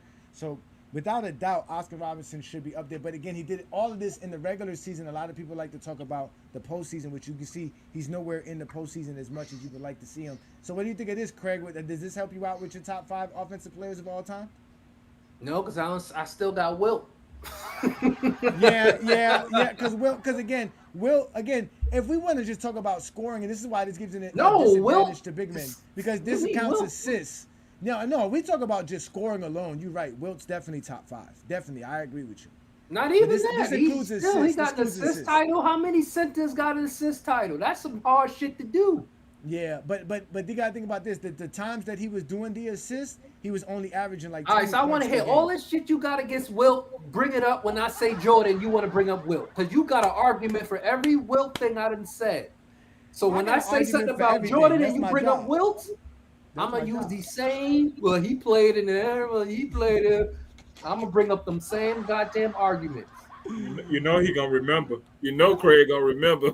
Man, Craig be holding receipts, man. Craig be holding receipts like a Korean store owner, man. That make no sense, man.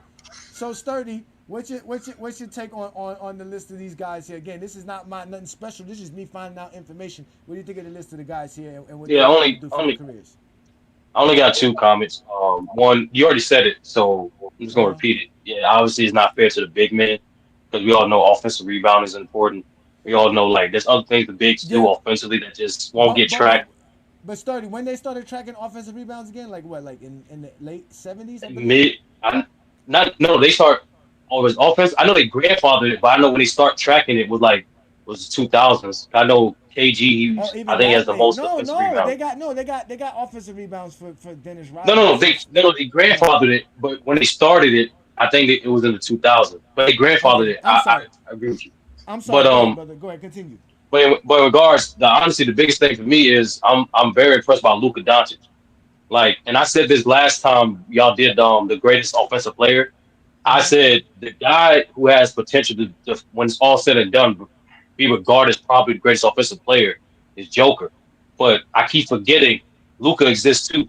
So the fact that he's already third in some of these categories, and we all just said earlier he only have like 500 games. Like that's impressive.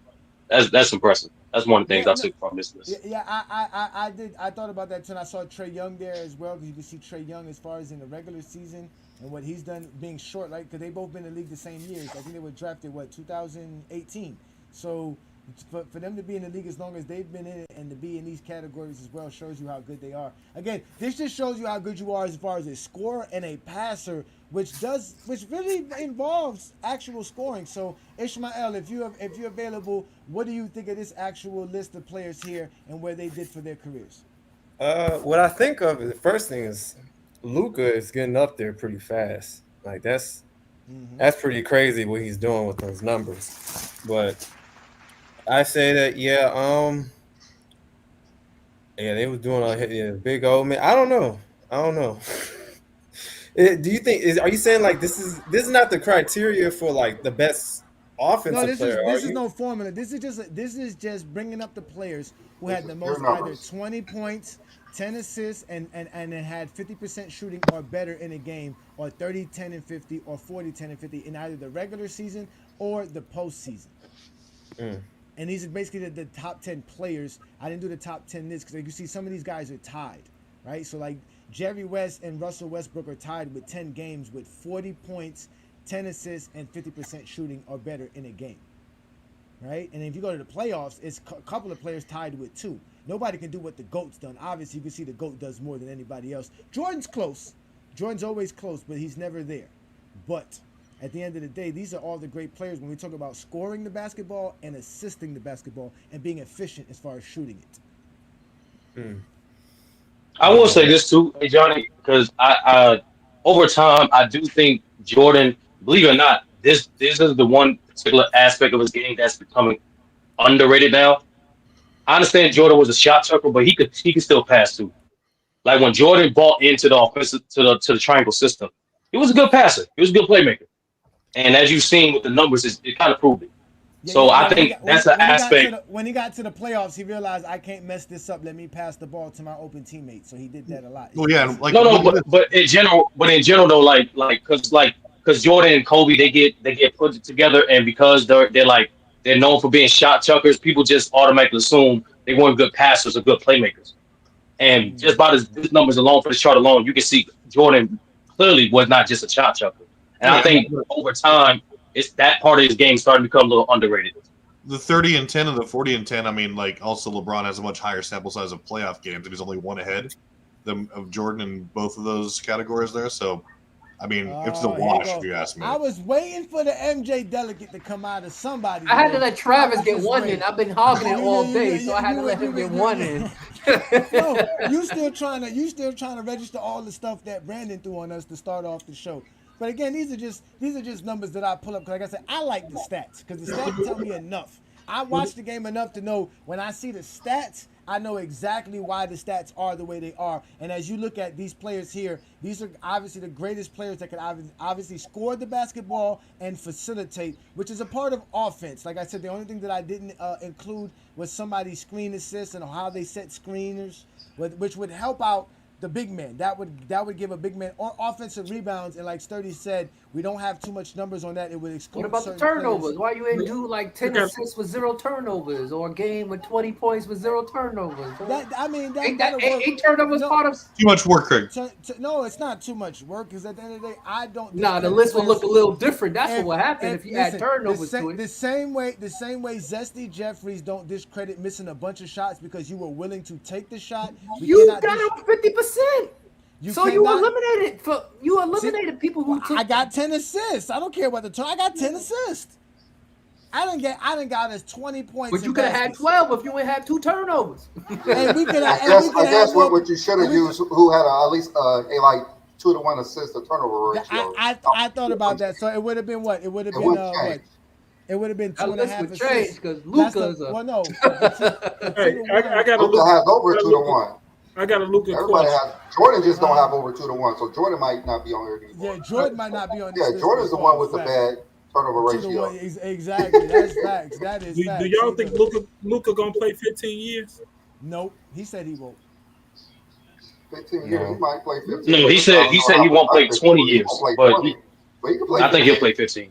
I think he'll play 15. I don't know how he probably play like 800 games. I'm gonna say this before it goes. I'm gonna say the league where it is, it's going to the point where the average career is gonna be like 15 seasons. People was gonna be playing longer. When you see how much money you can make in the league, they're gonna stick around longer than normal. I believe they are going to be playing the same amount of games, but in more years. All right, well, ladies and gentlemen, it's about that time. We've all had some takes up here. We're going to find out who really had some good takes and who really had some bad takes because, Travis has been looking in the chat.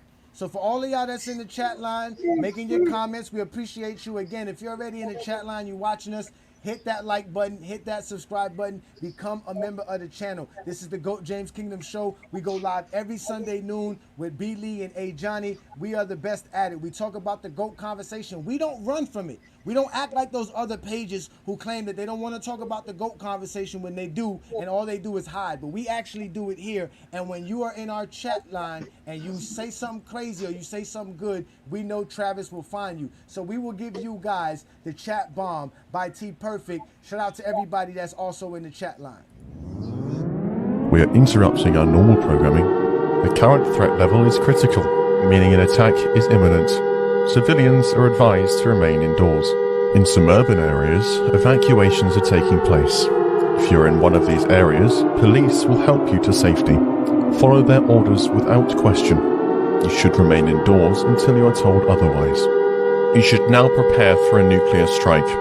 You will not be able to leave your location for 14 days after the strike.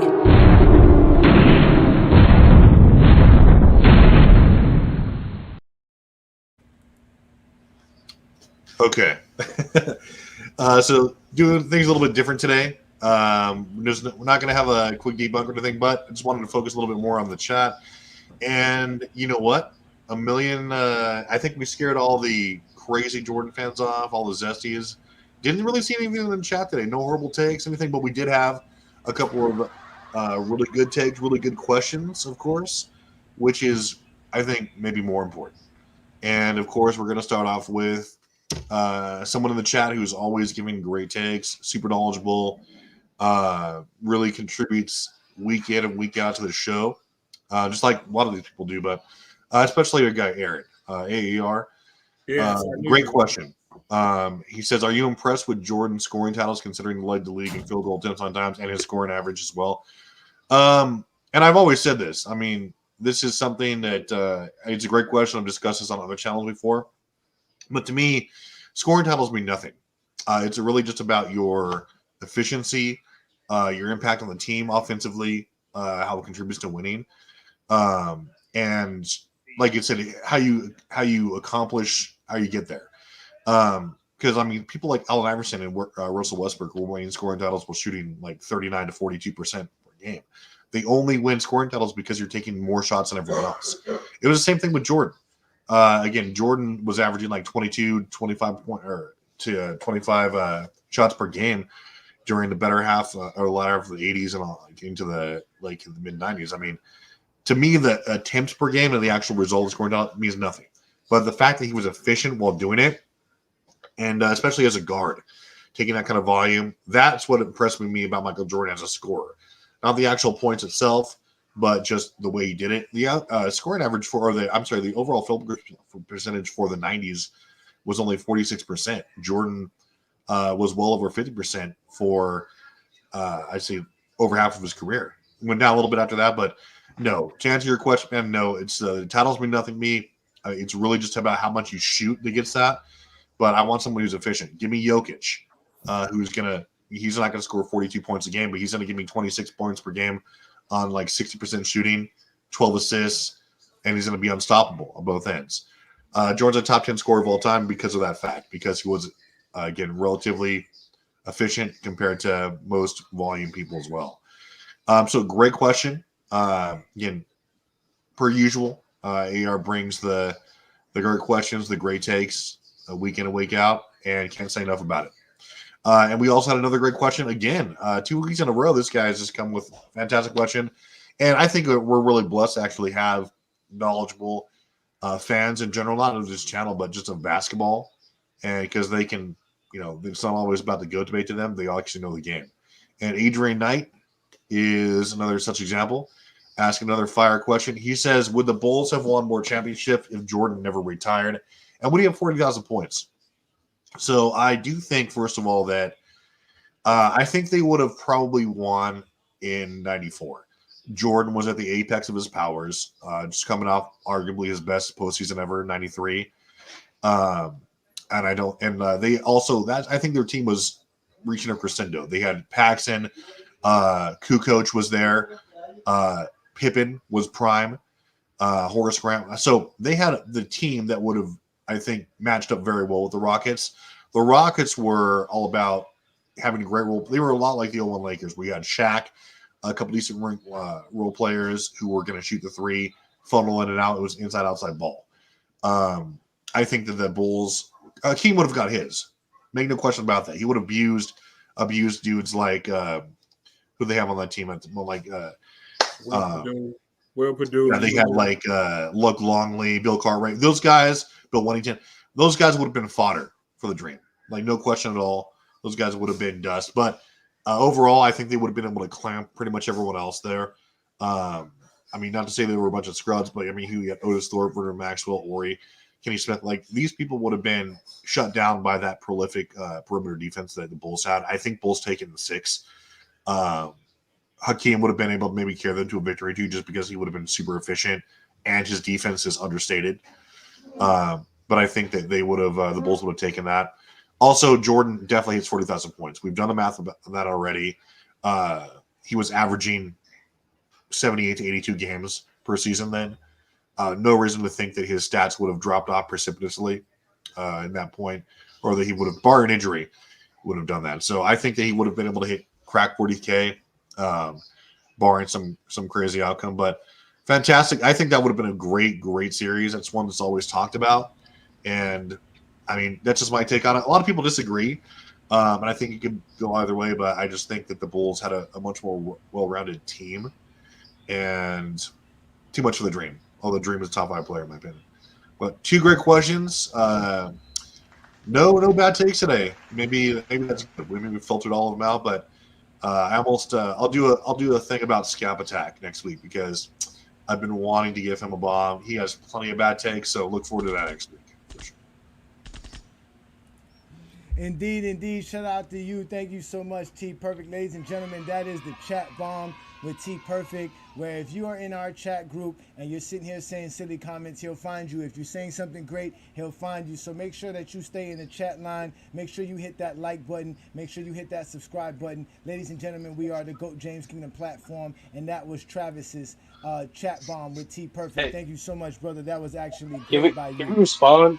Can we respond to one of Travis' comments? Oh no. No, you cannot respond to one of Travis' comments. Okay. We know you always got something to respond to. We're gonna open this up in a second here. We're gonna have some fun. But obviously, if you do have a bad take and you do have a poor take, Craig will find you. And Craig don't care if you in the chat line, if you a big dog or a small dog, he will find you. He don't play no games at all. So ladies and gentlemen, we're going to give you guys checks and balances with Craig King, because Craig finds everybody's poor take and tells everybody why they need to get their money up. So shout out to Craig King. New. This ain't nothing new. You a GOAT James Kingdom member. You should have been know about this. This is checks and balances with Craig King. Hide the money, y'all. There's poor people around. With your broke ass. Sir, now that you've got your check, do you plan on quitting your job driving this truck? Truck driver? I ain't no truck driver. That's right, baby. I just bought this truck straight cash. I'm rich, biatch.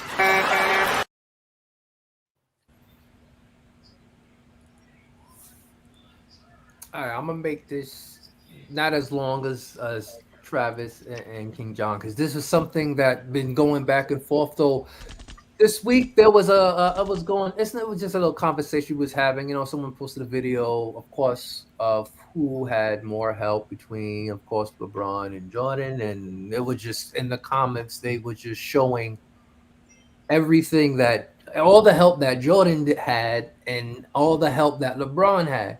And what they were doing was they was putting basically saying that because Scottie Pippen was 7-time all defense, that means he had, just based off that, he had more help.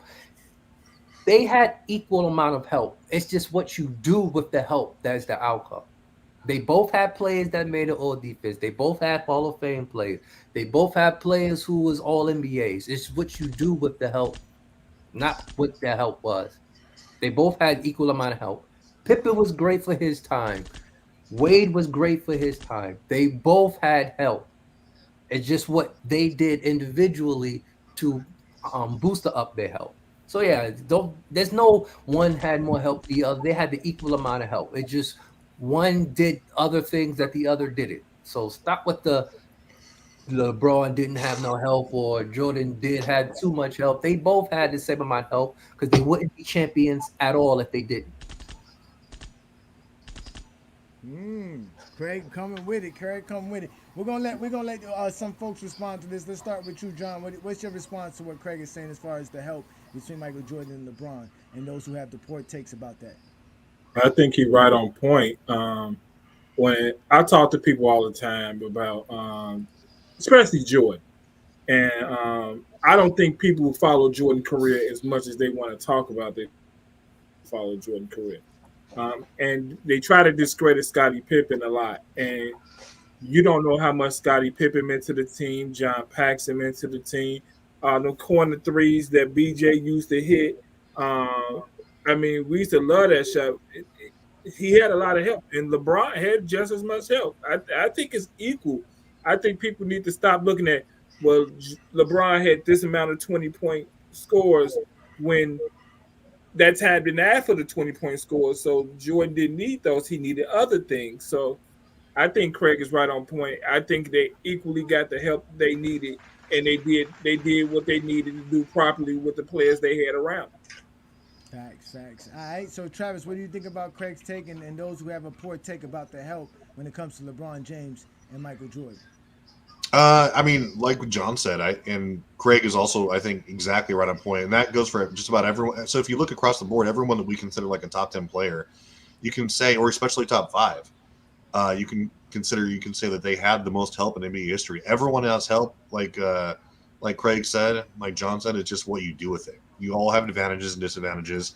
I mean, like Jordan, for example, like we just talked about, no one else had a player like in Scottie Pippen who was actually finishing like top 10, top 5 in MVP voting some years and consistently have that help. Like Jordan had arguably the most help in that decade of anyone. And like we talk about guys like there's only 3 players who have actually won a chip the same time they played with the league MVP, and they're top 10 also. And that was Magic, Kareem, and Kobe. So like everyone has help. LeBron has had more than his share of help, just like everyone else that we talk about. To me, it's not a gotcha moment to talk about it, and I don't dock them for that because you have help. It just, are you still the best player? Are you still the guy leading that team from the front? And that's what matters. And LeBron was that. Jordan was that. You know, Shaq was that. Kobe, a couple of years. And so everyone has help. This is what you do with it. Indeed. All right, so go ahead. This is your turn to go ahead and get your response in. Sturdy, you here with us on the panel, so go ahead and respond to what Craig was saying as far as help and people who have poor takes on that. All right, Craig is on a good streak, man. Since y'all debuted this segment, he hasn't missed. To be honest with you, it is a fact. Like help, whether I keep it simple. Great players are going to be great, whether they play with poor teammates or bad teammates. You don't boost a player, nor did you downgrade a player because of who he played with. That makes no sense. What you do is judge them on how they play with that talent, and that's what matters. Another thing too that gets crazy with this help thing, what people like to do, they like to use the Hall of Fame label. They like to use Hall of Fame label, or they like to use what that player did before or after they play with that player. That don't matter either, because who they were and after that player has no indication of who they were with that player. And last thing too, to pick up what Travis just said, which is perfect. Another reason why it's completely mute, because it's a team game. You need great players to win a championship, and you definitely need even all-time great players just to have a chance to have a dynasty. So all in all, regardless, everyone had help, and everyone need that help to win championships. Because if people did follow that logic, then they would say Hakeem is definitely better than Jordan, because Hakeem won a championship not only when he didn't have an all-star on his team, not only there was never a player who made no All-NBA or defensive team on his team, but besides him, no other player in 94 averaged more than 20 points on his team. And that's bringing back to Travis' point. Let's go to the lowest hanging fruit, Travis. Mathematically, no, he would not catch 40,000, even if he didn't take 2 breaks from quitting, because we all know Jordan liked to take his breaks. Here's the thing. Even at Jordan's apex, he's giving you about 2,000 points for a season. He finished his career about 32,000 points on being rough with it, right? So you're telling me Jordan, even if he didn't retire, right? So you give him those additional 2 to 3 years, that's 6,000 points. So you're telling me instead of having a 15-year career, Jordan will end up having about an 18 to 19 career and give you 30 points per game. Well, I doubt it. The thing is like, I doubt it.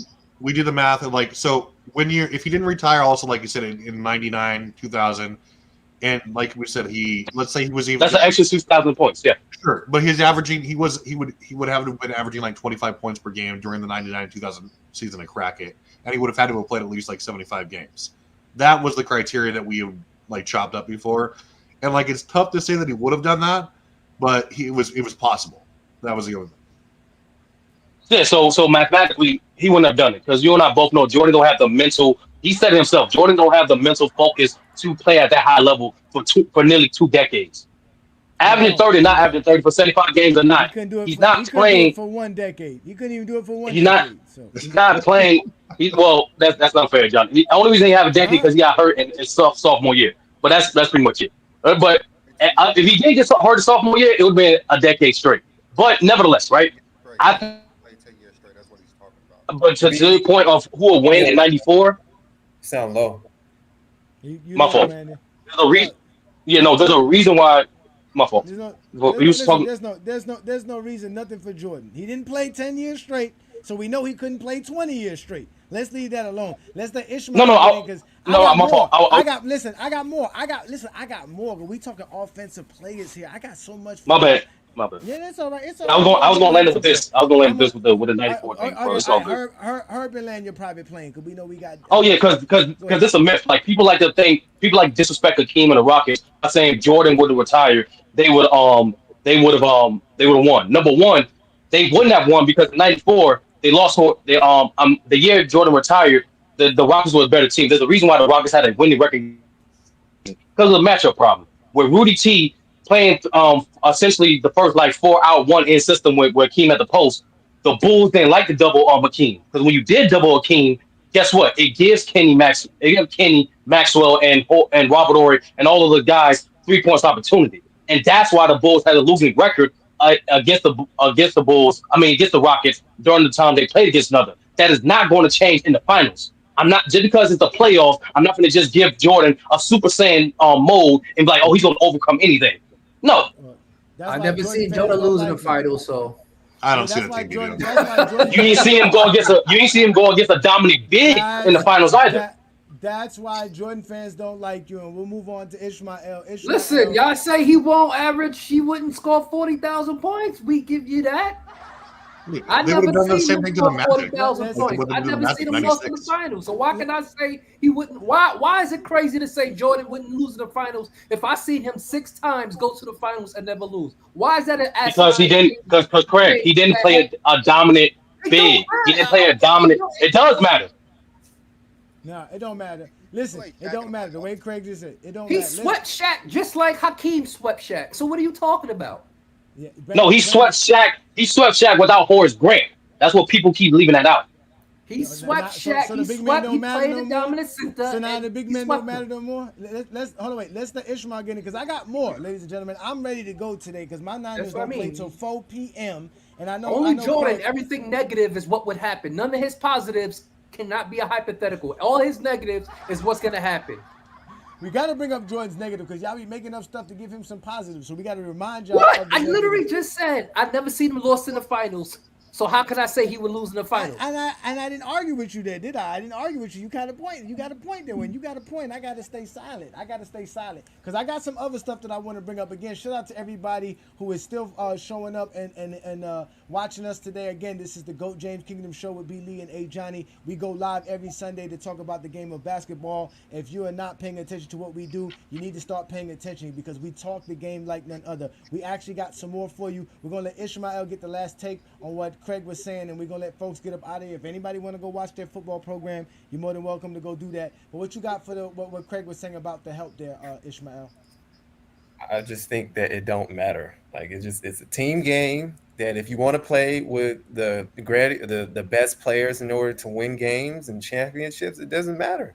I mean, and then it's like I just don't think that unless you're using like awards and all NBAs to describe who has the most help, maybe you can say that. But in all, like to play with, that's what the NBA is about. NBA teams that are serious about winning championships, they want the best players on their team, and if they can do it by paying them less, they will do it. So I just don't see like whether if somebody recruits or anything or playing with the Eastern and Western All-Stars, it doesn't matter. It's about winning championships, and if you need help to do that, or if you want to get the best players to do that, so be it. So that's just what I think about it, and you know I don't know. No doubt. Great take.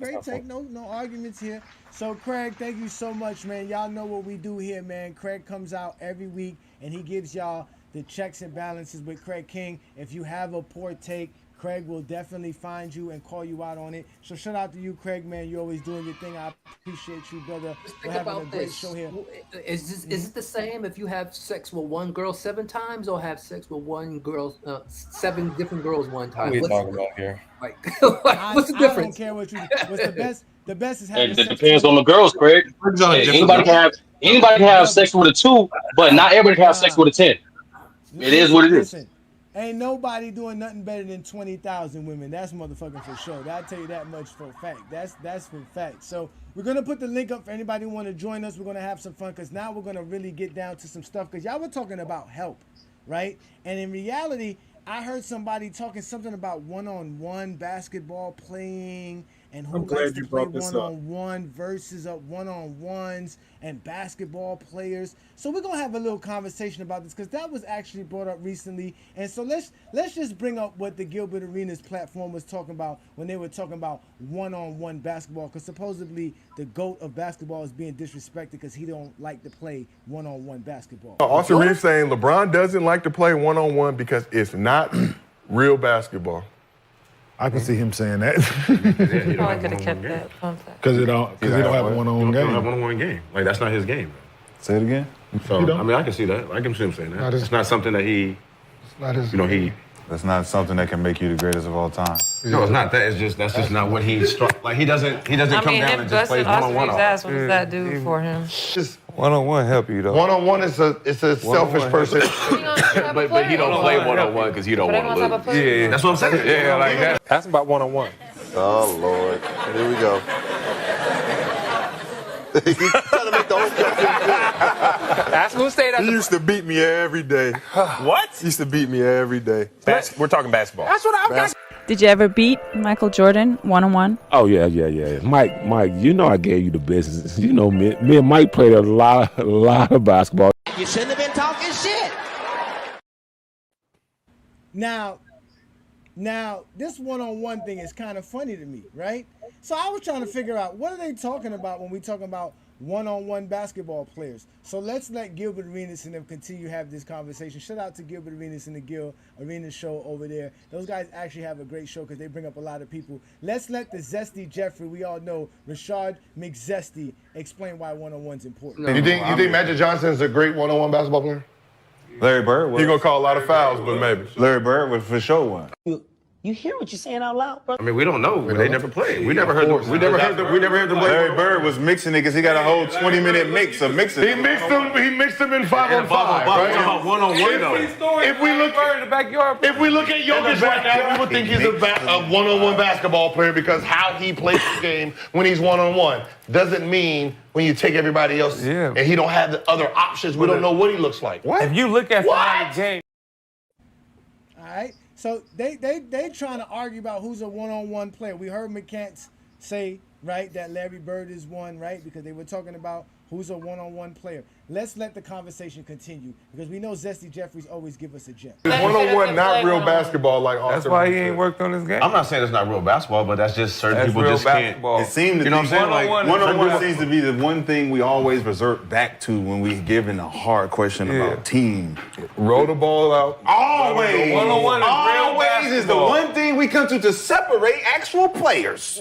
Oh, let's not talk about team. We're talking one-on-one? One-on-one? To play 5-on-5? Now it don't fucking matter.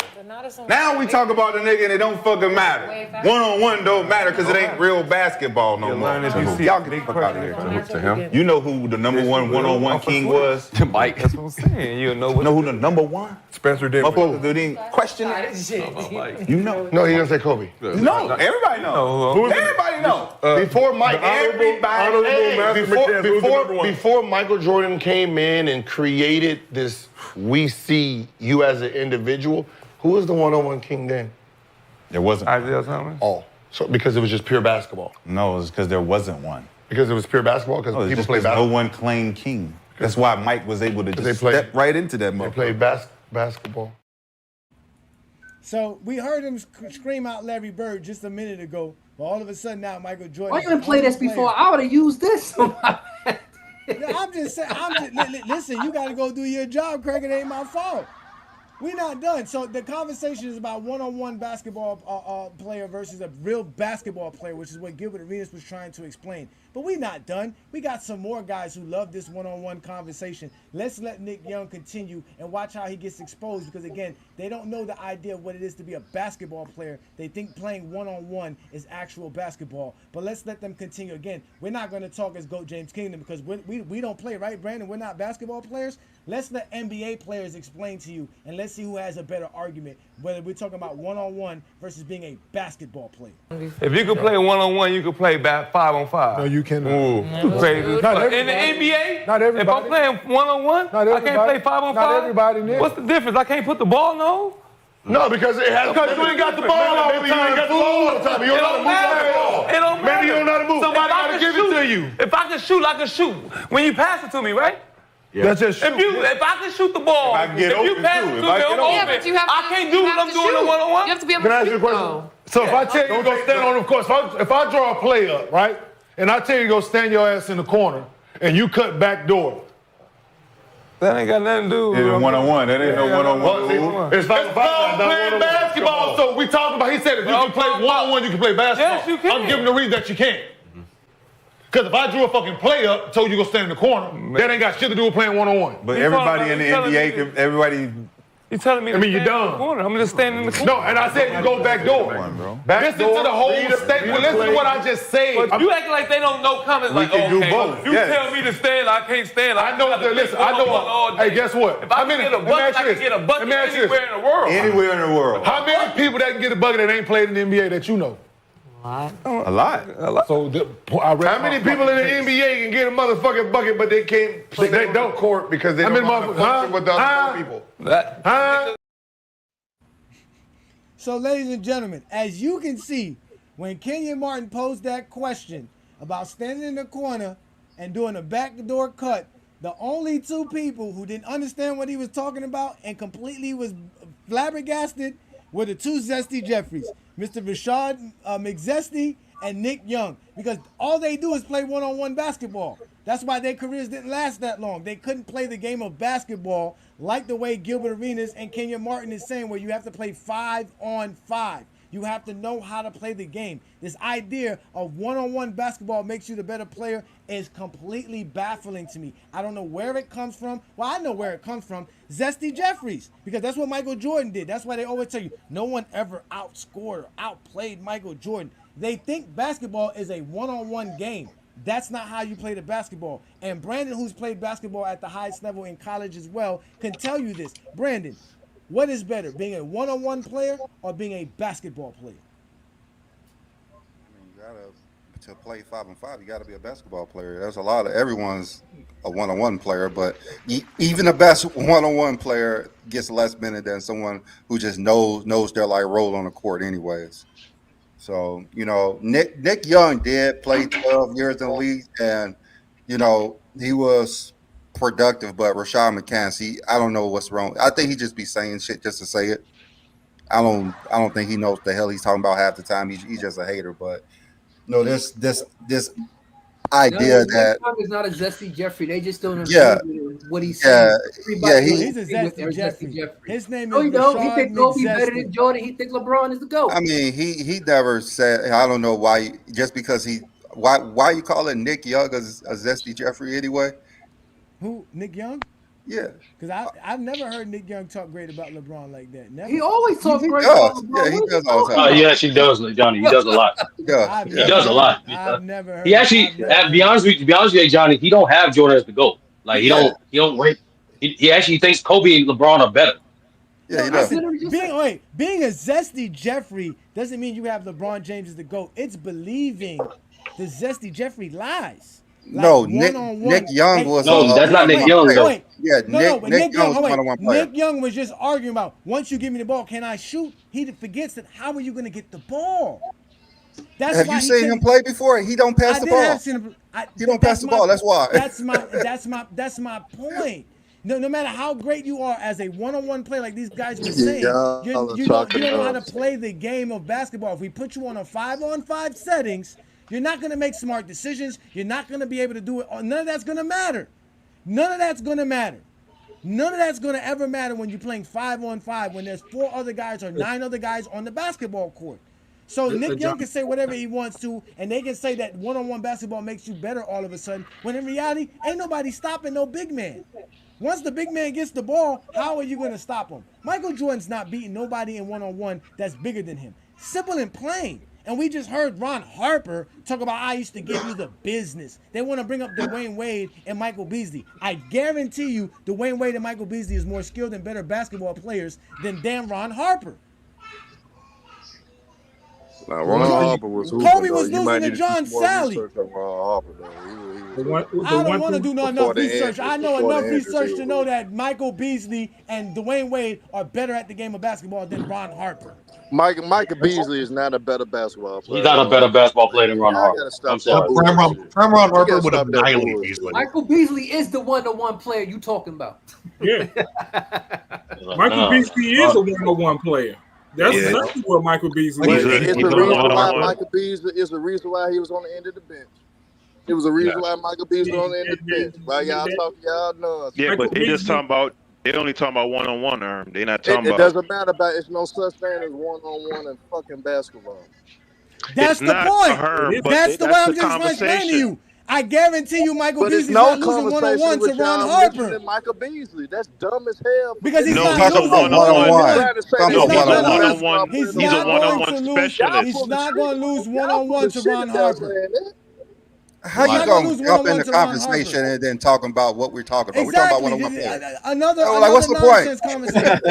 I mean, y'all the one saying Michael Beasley is a better basketball player than Ron. No, they said one-on-one, bro. That's it. Don't one-on-one on the basketball court, so how in the hell you can say oh my God, bro. That's exactly why we telling you one-on-one don't matter. That's what we're trying to explain to you. I literally arguing the same logic. I mean, it don't make any sense, dude. Herman is going to come in and argue it. Herm for no reason at all. Matter of fact, he mixing up two different things, bro. Let me do what I was supposed to be doing. Hold on. Let me go ahead and do what I'm supposed to be doing. Let's let Peter get his chance to speak here. Shout out to you, Peter. We appreciate Hey, what's up, bro? Give me a second here. Let me go ahead and do this thing correctly for y'all, because I'm not finna sit here and argue with you fools today. We're not finna go through this today. We're gonna have a good show today. Shout out to everybody who's supporting what we're doing here. Why this is not coming up now? Oh, here we no. Wait a minute. Oh man, it was supposed to show up. Where is it? Oh, there it is. Here we go. Bam. Here we go. Go ahead, Peter. Thank you for joining us. Hey, ain't no pressure, man. How you didn't convert to a Dolphin fan, but you a Heat fan? What happened there? Oh, Dan you gotta Marino. get this. Dan Marino was the problem. You ain't like Dan Marino? I fell in love with Joe Montana and Jerry Rice. Oh, okay, that what it is. Okay, Dan Marino still got the GOAT quarterback season though. But you remember 1989, the Super Bowl was down here in Miami, Joe Robbie Stadium at that time. It was Joe Robbie Stadium, and it was Jerry Rice and Joe Montana versus the Bengals. That from there on out, I became a. It was over with. It was a wrap. It was a wrap. From there I'm gonna give you a pass. Anyway, what I wanted to add to the conversation, insofar as offense, I was wondering, is there a stat that measures time of possession for individual players, not usage rate? Because usage rate is just an accumulation of like box score stats. But the reason why I bring that up is to say, I've been watching a lot of Jordan games recently, and the thing that impressed me more than anything about him is how intuitive and decisive he was with the basketball. So when they say he a chucker, the efficiency thing kind of discards that, the whole chucker thing. Just putting up a bunch of shots don't make you a chucker. It's the fact is them bitches going in or not. That's the main thing. But the other part of it is, how long is it taking you to get these shots up? I'm watching Jordan. Most of the times, dude come off a pin down. He coming off that pin down, pull, bah, like ski shooting, pull, bah. Or he coming on a break or something. He might be on a baseline. They pass it to him. That bitch instantly going up. Or it's one fake, it's one pump with a one dribble, it's going up. So what that allows you to do as an offensive player is for you to still score your 30 plus, but it's not disrupting people's rhythm. That's the hardest thing to do as a volume scorer, in my opinion, right? To score 30 plus, and Steph, I'd put him up there insofar as not needing to have the ball and run a ball screen and then back it out and then run another ball screen and then try to isolate on a big. Now it's 5 seconds left on the shot clock. Now you kicking it to somebody who ain't touched the ball the whole game. They ain't got no rhythm, and you feel me? So to me, that's the biggest separation between a Jordan and a LeBron offensively. Like, that's why LeBron needs all NBA level talent in terms of scoring to win at the highest level. Jordan ain't need that. You can't make that sense. That's not. LeBron had less All NBA help. What are you talking about? No, I said scoring. High level. He said scoring. Yeah, All He said NBA scoring. scoring. So that means your scoring should have made you an All NBA player. LeBron James doesn't have that. The players that he was playing with, whatever they were scoring was not All NBA level scoring for their era. So you can't go there. You can't use that.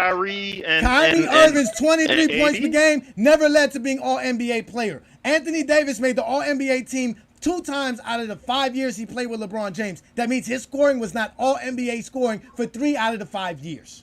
That's silly. Chris Bosh's scoring did not lead to All NBA teams. Kevin Love's scoring did not lead to All NBA teams. Scottie Pippen's scoring led to All NBA teams.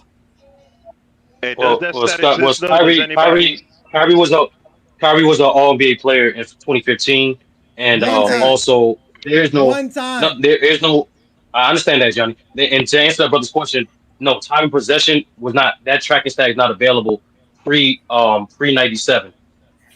Oh, so but I'm saying that it exists though for individual players. No, for individual players it does exist, but it doesn't exist for pre 1997. Where can I find that? NBA.com. Time of possession is the amount of time you have. For those who don't know, time of possession is the amount of time you have the ball in your hands. There's very little stats that existed for Jordan because he played so long ago. That advanced stats like that. But what the brother said though, but what the brother said, and you can just watch this pre Phil Jackson with Doug Collins especially. He had the ball in his hands a lot. As a matter of fact, he had his balls in as much as a guy like Westbrook, especially majority of the 80s. Jordan in the 80s was Russell Westbrook. Yes. Just way more efficient. Hey, y'all talk crazy, man. Y'all forgetting the man had 4 seasons in the 80s where he shot 54% over like a 4-season period, 54%. Comparing him to somebody like a Kobe or Westbrook is extremely disrespectful, bro. Extremely. No, we're talking about play style. We're talking about play style. We're not talking about efficiency. Hold on.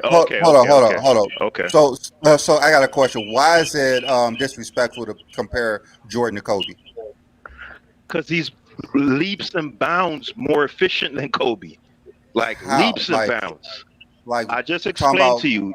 Jordan has 4 seasons in the 80s when he was playing that, quote unquote chucker style. But he wasn't winning. No. But that's a separate discussion.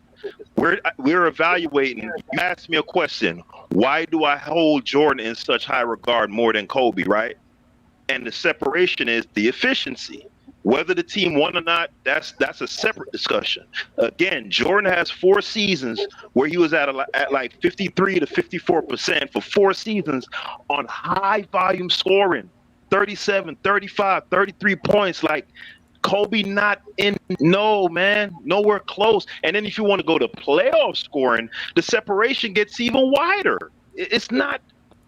Yeah, because Jordan played in the 80s where he had one-on-one defenses.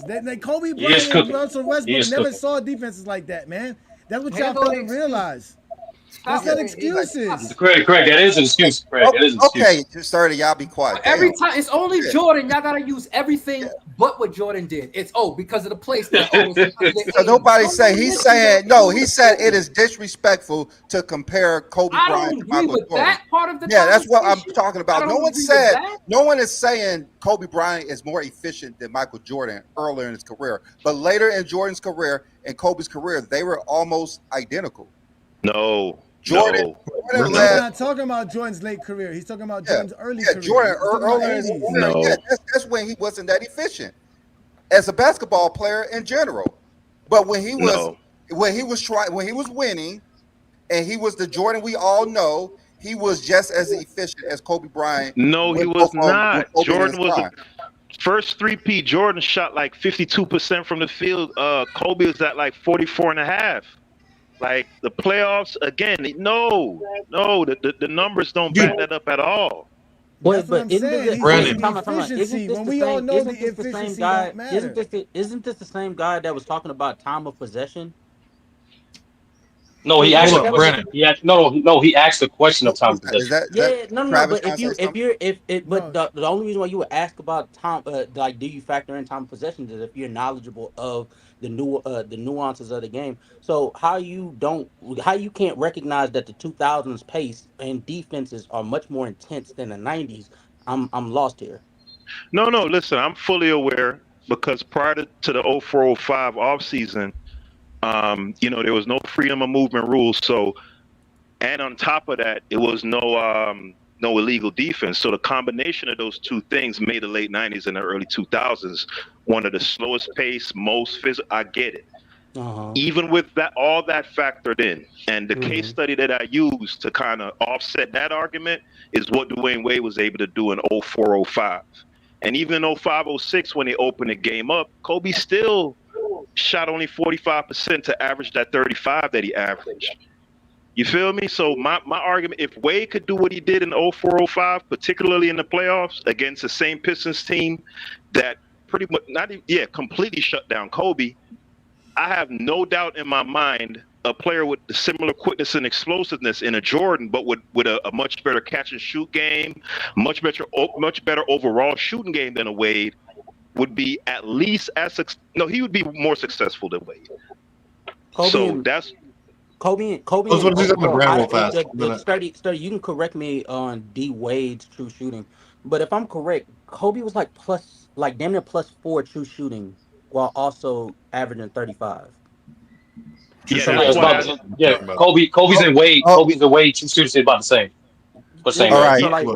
So if their efficiency is the same, if he's able to maintain similar efficiency as D Wade while also giving you much higher production, what are we talking about here? No. I Go wasn't ahead. comparing Wait, Wade no, and wait, Kobe. Hold on. Go Yeah. ahead, Brandon. Go ahead, Brandon. All right, Peter. So when was Jordan at his best shooting the ball? Was it earlier in his career or later in his career when he was just I'd the best say at about shooting the season ball? 6. Personally, I'd say starting with 87, 88 season, just by watching the game. But 89, 90 for sure. So from 89, 90 to 92, 93. Okay, so Right. 89 to 93, he was a better shooter than 94 to 98 in your mind. Just shooting the ball. No, you know what? I'm glad he said, let me revise that. Because Yeah. I was thinking about his prime. My bad. Just purely the shooting. Yeah, just shooting I'd like probably, which thing? I'd go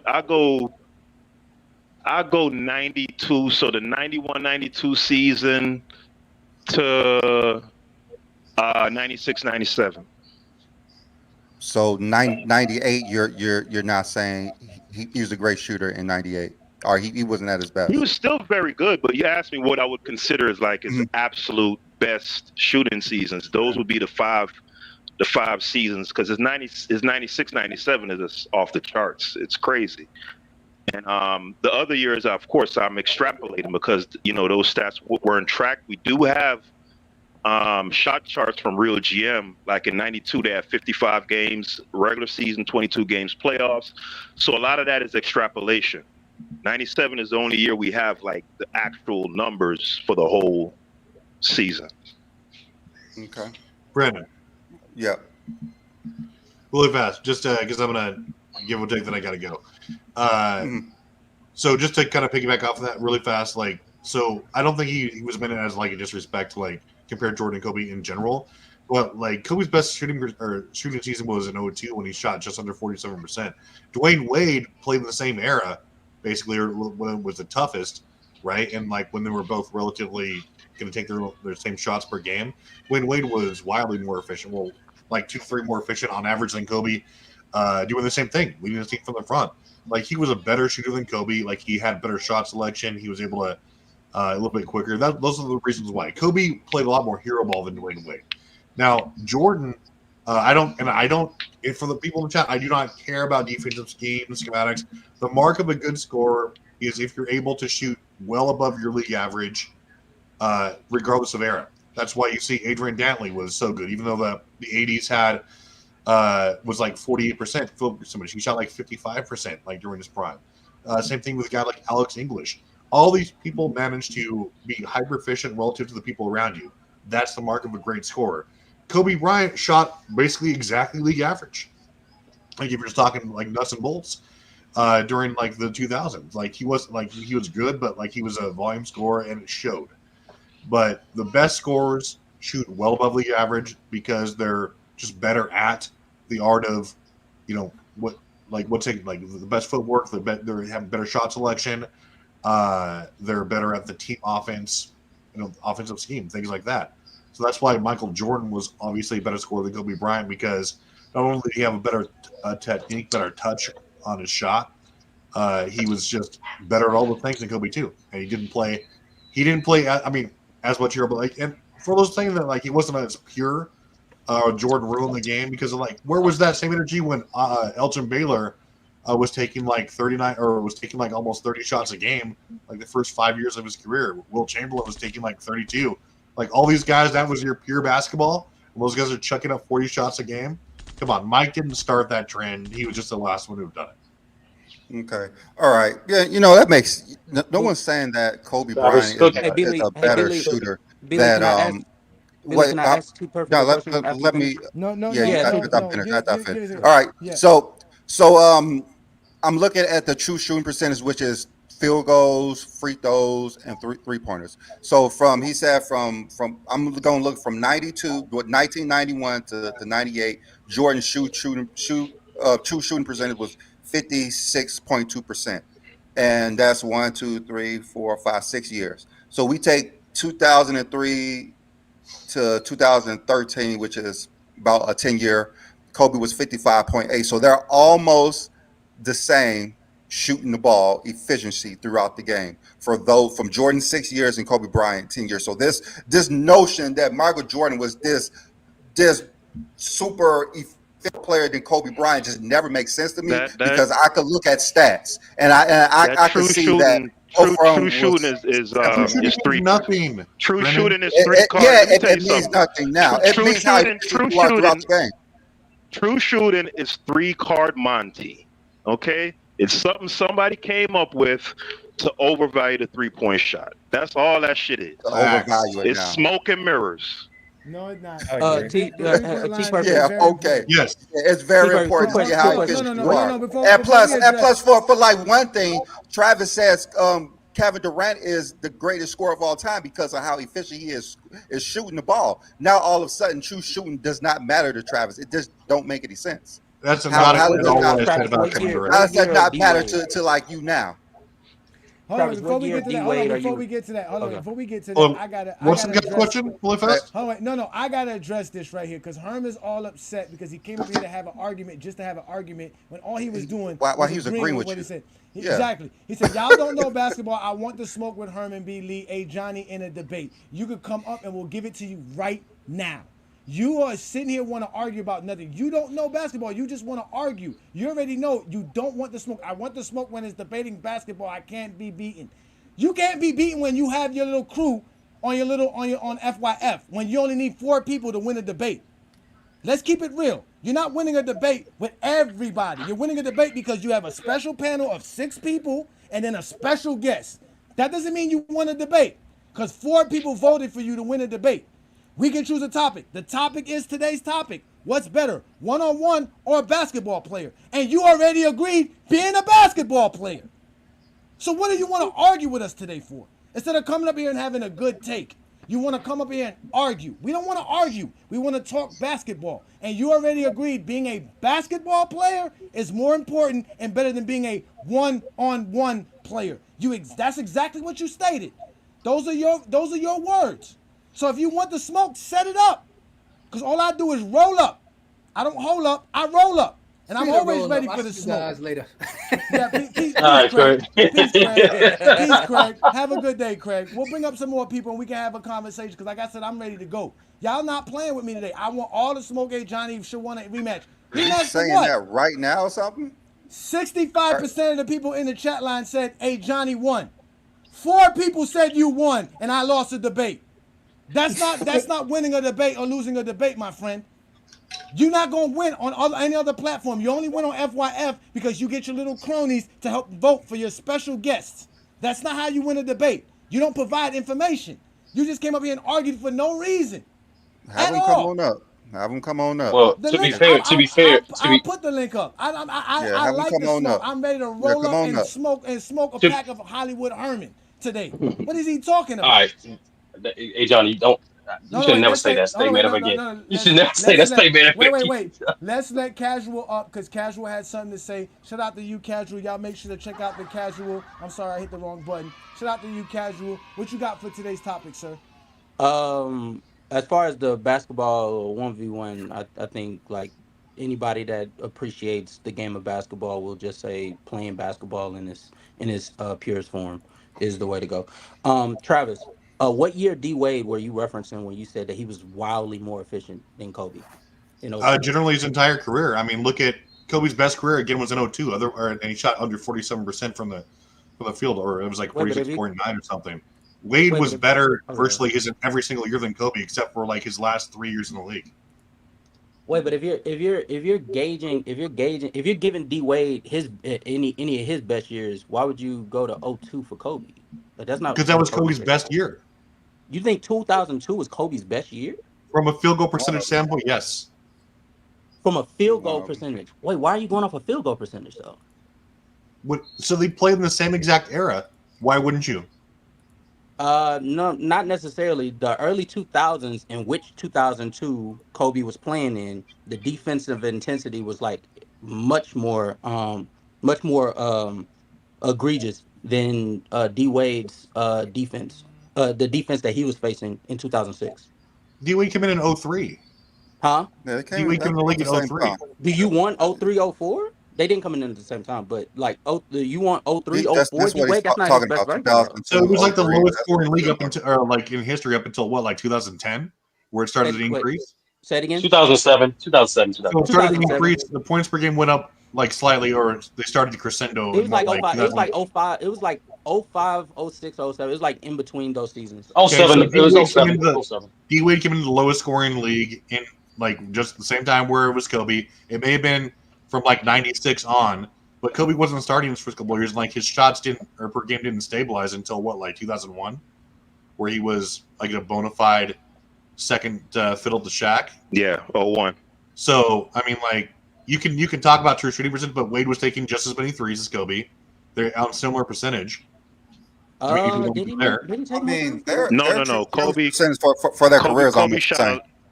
Kobe shot a lot more No. threes. I agree with you. I agree with you, B. Lee. Their efficiency. They're almost identical. Yeah, they're about the same.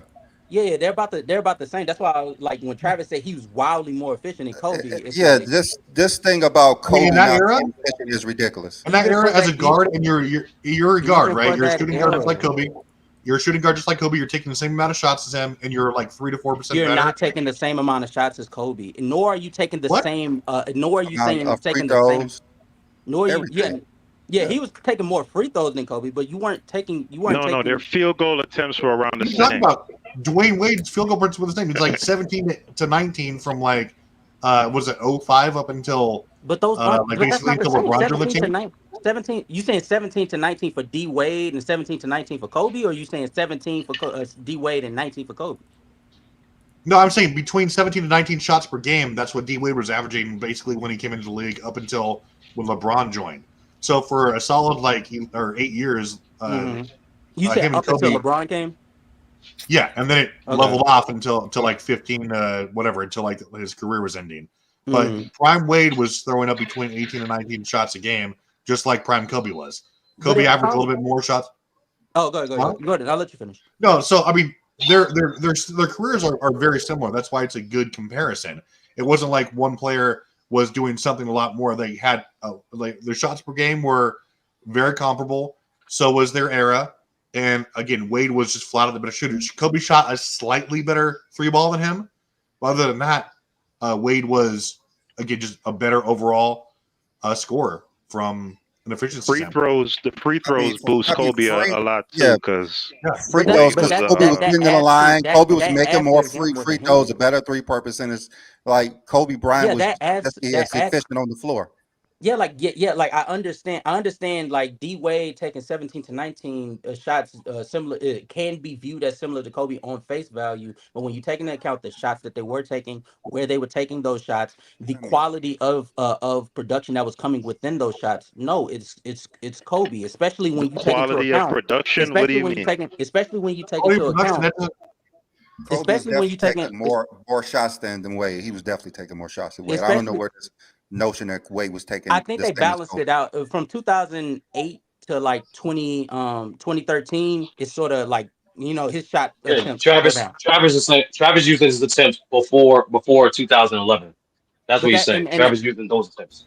yeah, No, the and problem the is problem, people the gotta problem with stop that is taking. that's a and the People gotta problem with stop that is taking. that's They gotta stop taking unflattering. Kobe's field goal percentage and call him inefficient. That's the Yeah, problem. Everybody just want to take No, no. Kobe's. But Kobe's going off field of goal, field goal, that's what they're doing. Every time Field- you hear somebody talk about Kobe's efficiency not being good, they're going to bring up his field goal. and that's the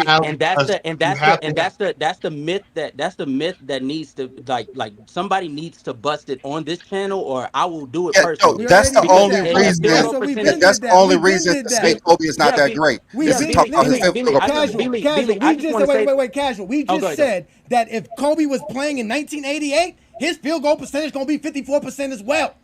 But Okay, they We don't know wanna that. accept that. They don't We want don't know to that. accept that. Yeah. We don't. Hey, Johnny, we don't know that. I'm putting through 2K. I'm putting through 2K, Johnny. Hold on, give me a second.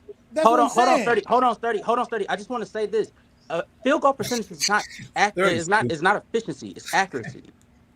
So Yeah, of course I know anybody that. that used field goal percentage, He's gonna and shoot calls Kobe 54%. inefficient for But that, that is factually incorrect. That wasn't Travis' premise. I'm That not wasn't talking. Travis' premise. I'm not talking about Travis. B. Lee and Johnny were basically saying, like, in the general sense, when people call Kobe inefficient, they're referring to his field goal percentage. What I'm saying is, those people that do that, you are factually incorrect. That does not mean, if field goal percentage, field goal attempts, field goals made do not mean you're inefficient. That is accuracy.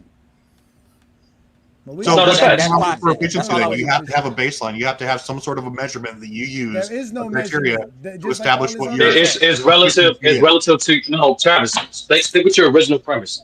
It's relative to your error. There's no concrete efficiency for every error because every error is not played the same. That's why I go off your error. Wait. At the end of the day, At the end of the day, your field goal percentage is your shooting efficiency. That's what it is. It tells you how many shots you take and how many shots you make. That is your shooting efficiency. Your scoring. Your scoring. Accuracy. Well, hold on. Let me just ask this: how many people think LeBron James is a better shooter than Steph Curry? Do anybody believe this? A better shooter or scorer? Yes. No.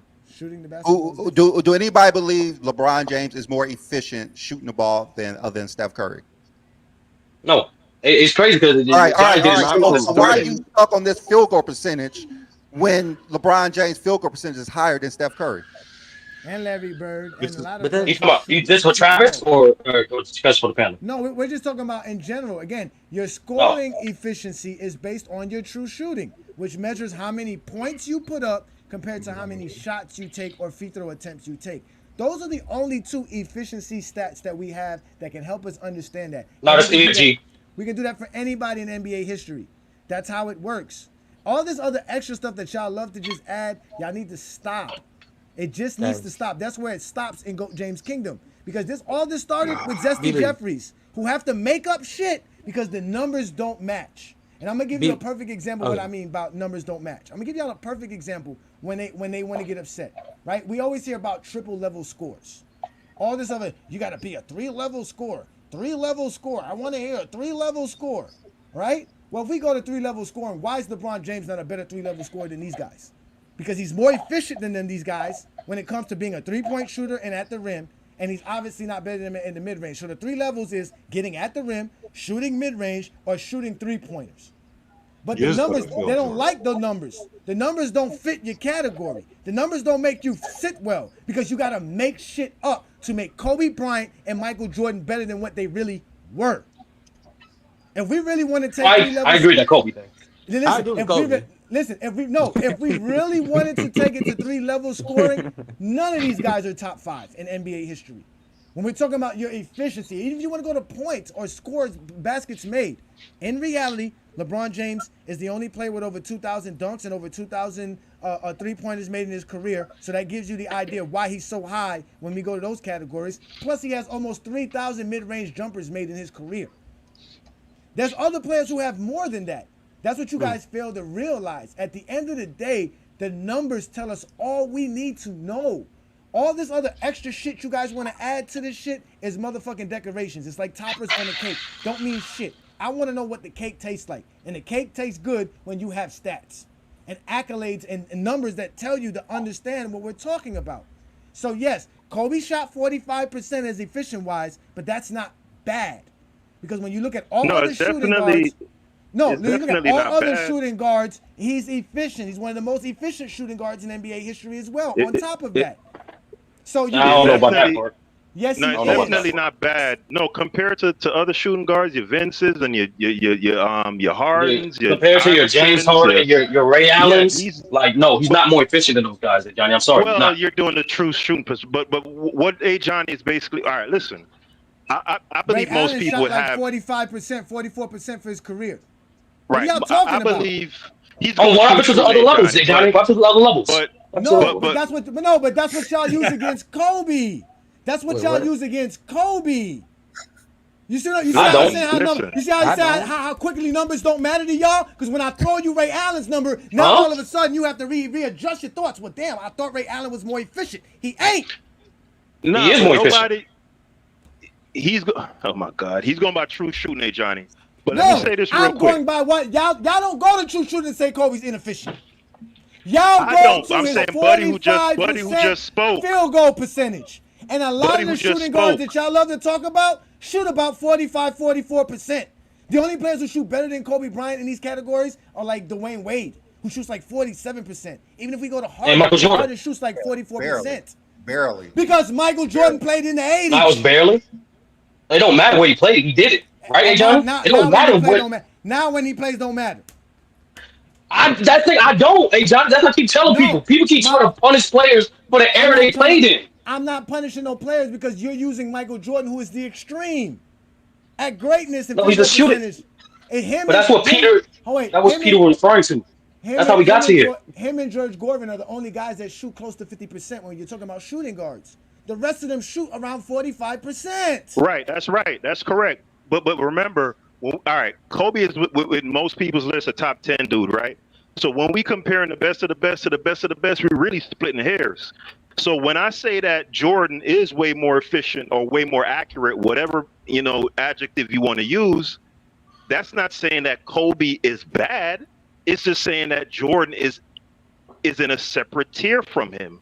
Don't compare Kobe to Jordan. Don't compare Kobe to Jordan. We're not trying to compare Kobe to Jordan. People are saying that accuracy is based on the fact of the era that enabled him to do that, while Kobe's accuracy is based on his era. So you're comparing based on what they've done through different eras.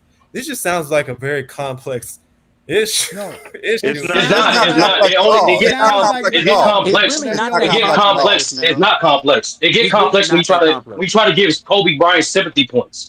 Travis and Peter said, just simply put, is this simple, Johnny? There are stats that measure efficiency, like EFG and true shooting, that are just as good as field goal percentage. What Travis' premise and what Peter's premise is how you separate the pack from your pack of your era. Kobe Bryant is an efficient player because from EFG and true shooting for his career, for his prime, he's about give you about +2, +4. But you got guys in his own era that's doing better efficiency. What guys are that? Let alone the guys of all time. The guys would be players like Ray Allen, players like Wade, players like LeBron. So you're telling me? I think KG is like on par. No, you can't count Brown. We're talking about shooting guards. So Dwayne Wade. Yeah. Dwayne Wade. No, I was talking about just players. I was talking about just scores. I don't do this position. I already said that Dwayne Wade has a better overall field goal percentage because he shoots about 47% for his career. What is his EFG percentage over Kobe? Oh, Sturdy loves EFG, so he could tell you that. I know from 2000 to no, 2000. I don't do career. Oh, you didn't know that? Okay. No. I'll get you right now. No. I'll get you right now. It's right here. It's 49.5. Damn, nigga. You can't do it now because you didn't have when you was making the statement you just made. You didn't have that information to make that statement. No, but hey Johnny, listen slowly. I said I don't. Wait. What I say? But wait. Before you say that I misinterpreted, I didn't hear what you said. Let me make sure I heard what you said. You said if we compare Kobe to the players in his era, you said he was about a +2, +3 in efficiency when we're talking about EFG compared to other players. So that means other guys like Dwayne Wade and Ray Allen, which were two players you mentioned, am I correct? Casual mentioned them. Casual mentioned those guys. Who has the +2 or +3 over Kobe? Who has that? Who has +4, +5, +6 in EFG during that same span? So hey Johnny, I said what you said, but I said the most important thing. I said during their prime. He's muzzled. Study. Yeah. I'm muzzled? Yeah, they go. He good. No. Well, I said during their prime. I've been saying this since the first time I got on the show. Career average is not an accurate depiction. Who is that? Go ahead. Yeah, career averages is not an accurate depiction of what a player is production during what he does during his prime. I go off prime. So when I say in comparison, for me, sir. You didn't have the no, answer for me, sir. I literally no. You asked for career. I said I don't have career. No, what's the But prime? for prime? Give me the prime. The prime. You gave me Kobe. The prime. You gave me Kobe. Can I give you the answer? Is Kobe? Can I give you the answer? Is Kobe +3 and +2 +3? Is that because of his prime? Yeah, that's his prime from 2000 to 2013. That's his prime. Okay, all right. So who has the better one than that? That's a shooting guard, please. D Wade. Oh, only restricted shooting guard. Oh, D Wade just by 1 and Ray Allen just by 2. If we're just talking about shooting guards, but I don't restrict scores to just shooting guards. True shooting wise, yeah, it's only Ray Allen is above D Wade and Kobe. So and my statement stands as usual. When we compare Kobe Bryant to his contemporaries, which are shooting guards, he is not inefficient. Because you have to compare him. No one said he wasn't efficient, Johnny.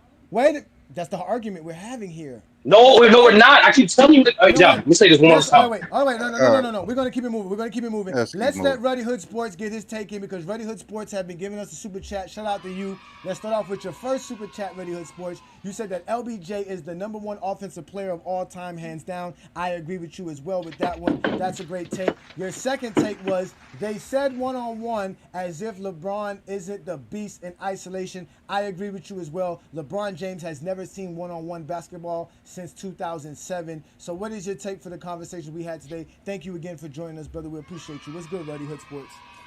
What's good? Can y'all hear me? Yes, indeed, we can. All right, man. I hope everybody's doing good, man. Peace to everyone. Peace to the chat. Peace to the panel. First, like I said, LeBron James is definitely the greatest offensive player of all time. That's not even a question. That can be proven. That can be measured.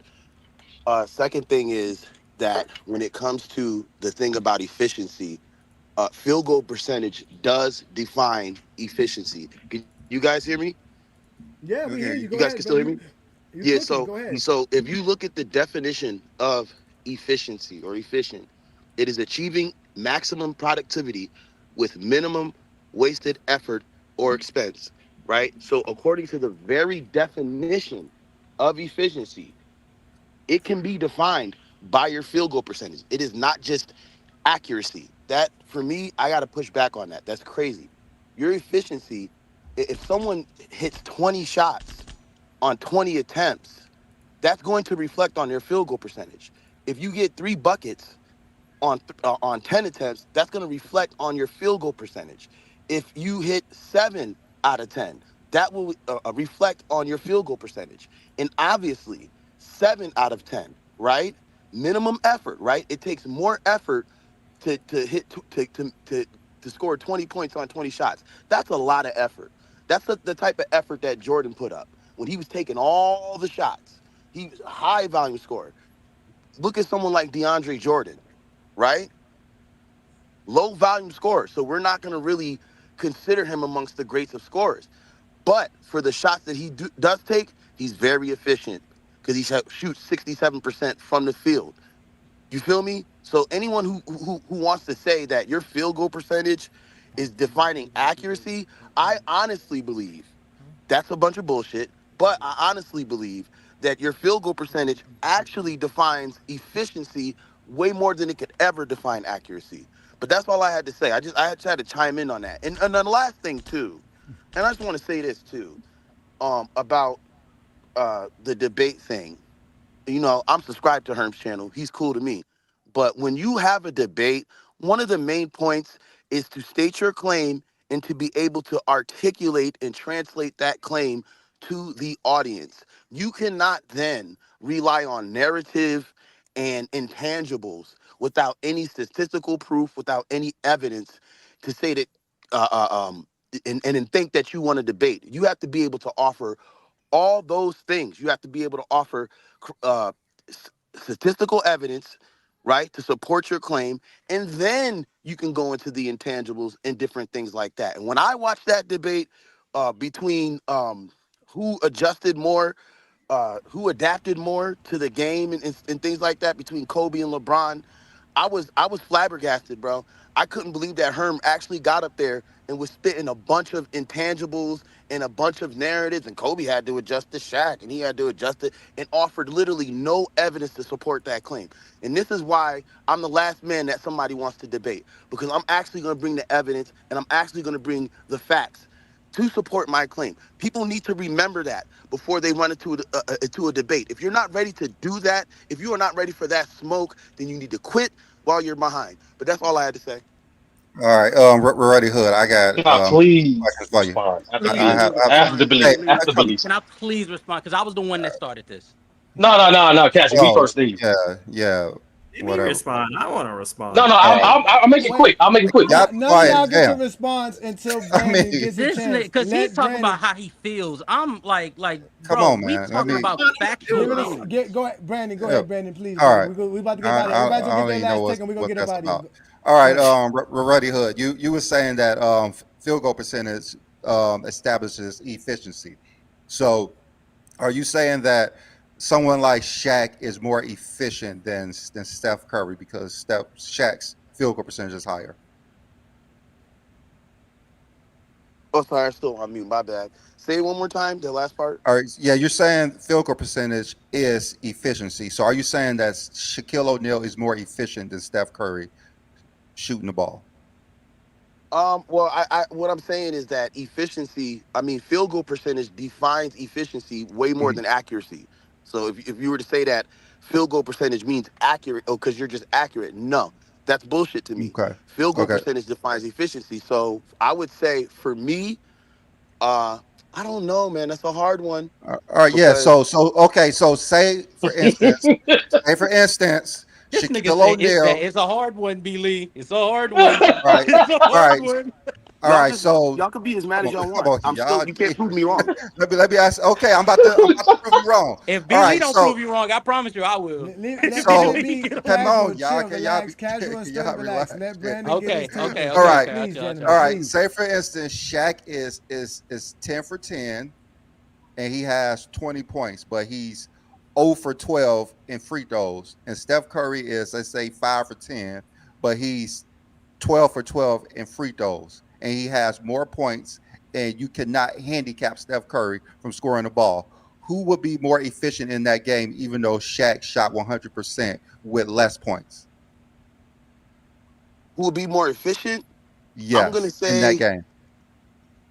I would probably go efficient. According to the definition, I'd probably have to go with Shaq if it's 100. If he shot 100%. Okay, so Shaq shot 100% with 20 points. Steph Curry is 5 for 10 in three-pointers, plus 10 for 12 at the line with more points. You're still going to say Shaquille O'Neal is more efficient, even though he's handicapping the team because he cannot make a free throw. Because you're only using field goal percentage and efficiency. We encompass everything. No, I mean, I see. For me, if we're talking about I just went according to the definition of Mm-hmm. efficiency. So if Shaq was able to put up his maximum effort, right? Whatever points he got, 10, 20, 30 points, whatever he got with less effort, right, than Steph Curry did, even though Steph Curry had a much greater stat line, Yeah. then I would Both of them have to. shot the ball 10 times. Both of them shot the same amount of free throws. The same. So you're saying, ask the question one more time because I Okay. really want So to okay. understand All your right. question. Okay. Shaq is 10 for 10 with 20 points, but he's 0 for 12 in free throw percentage because he's a bad free throw shooter. He missed all his free throws. Steph Curry is 5 for 10. He hit 5 threes. That's 15 points. Plus his 12 free throws. He made all of them. He has 27 points. But he's shooting 50% and Shaq is shooting 100%. Who is more efficient scoring the ball that game? Well, if you're talking about in totality, Yeah, that uh, game. yeah, in totality, I'll probably say Steph Curry. But if you're just talking about who was more efficient from the More field, and then accurate. Who's more accurate from the field? It would be Shaq, right? yeah, like who? Well, if he's more efficient from the field, he wasn't efficient from the free throw line. But if we're talking about the grand scheme, in total, then I would have to give that to Steph Curry. I got one. Okay, who's more efficient? Stephen Curry, 4 out of 10, but scores 12 points, or Shaquille O'Neal, 5 out of 10, but scores 10 points? Who's more efficient? Say it one more time. Okay. Stephen Curry, 4 out of 10, scores 12 points. Shaquille O'Neal, 40%. Yeah, 5 out of 10, but scores 10 points. Who's more efficient? I'm gonna say Shaq. Okay. Shaq is more accurate shooting field goal percentage. But Stephen Curry scored more. That's all it is. That's all all it is. y'all, but everything that That's y'all all it saying, again, there's a stat that what y'all saying, y'all asking for scoring efficiency. If you go by the scoring efficiency, which is true shooting, Stephen Curry's true shooting would be 88% under those same circumstances. If you got 27 points. I use that example because technically Stephen Curry used less workload. He didn't work. They had the same workload. It's not the same work. Same amount of shots, same amount of free throws. They had 16 possessions. You gotta understand. And you gotta 16 understand, right? Wait, hold on, I'm not done.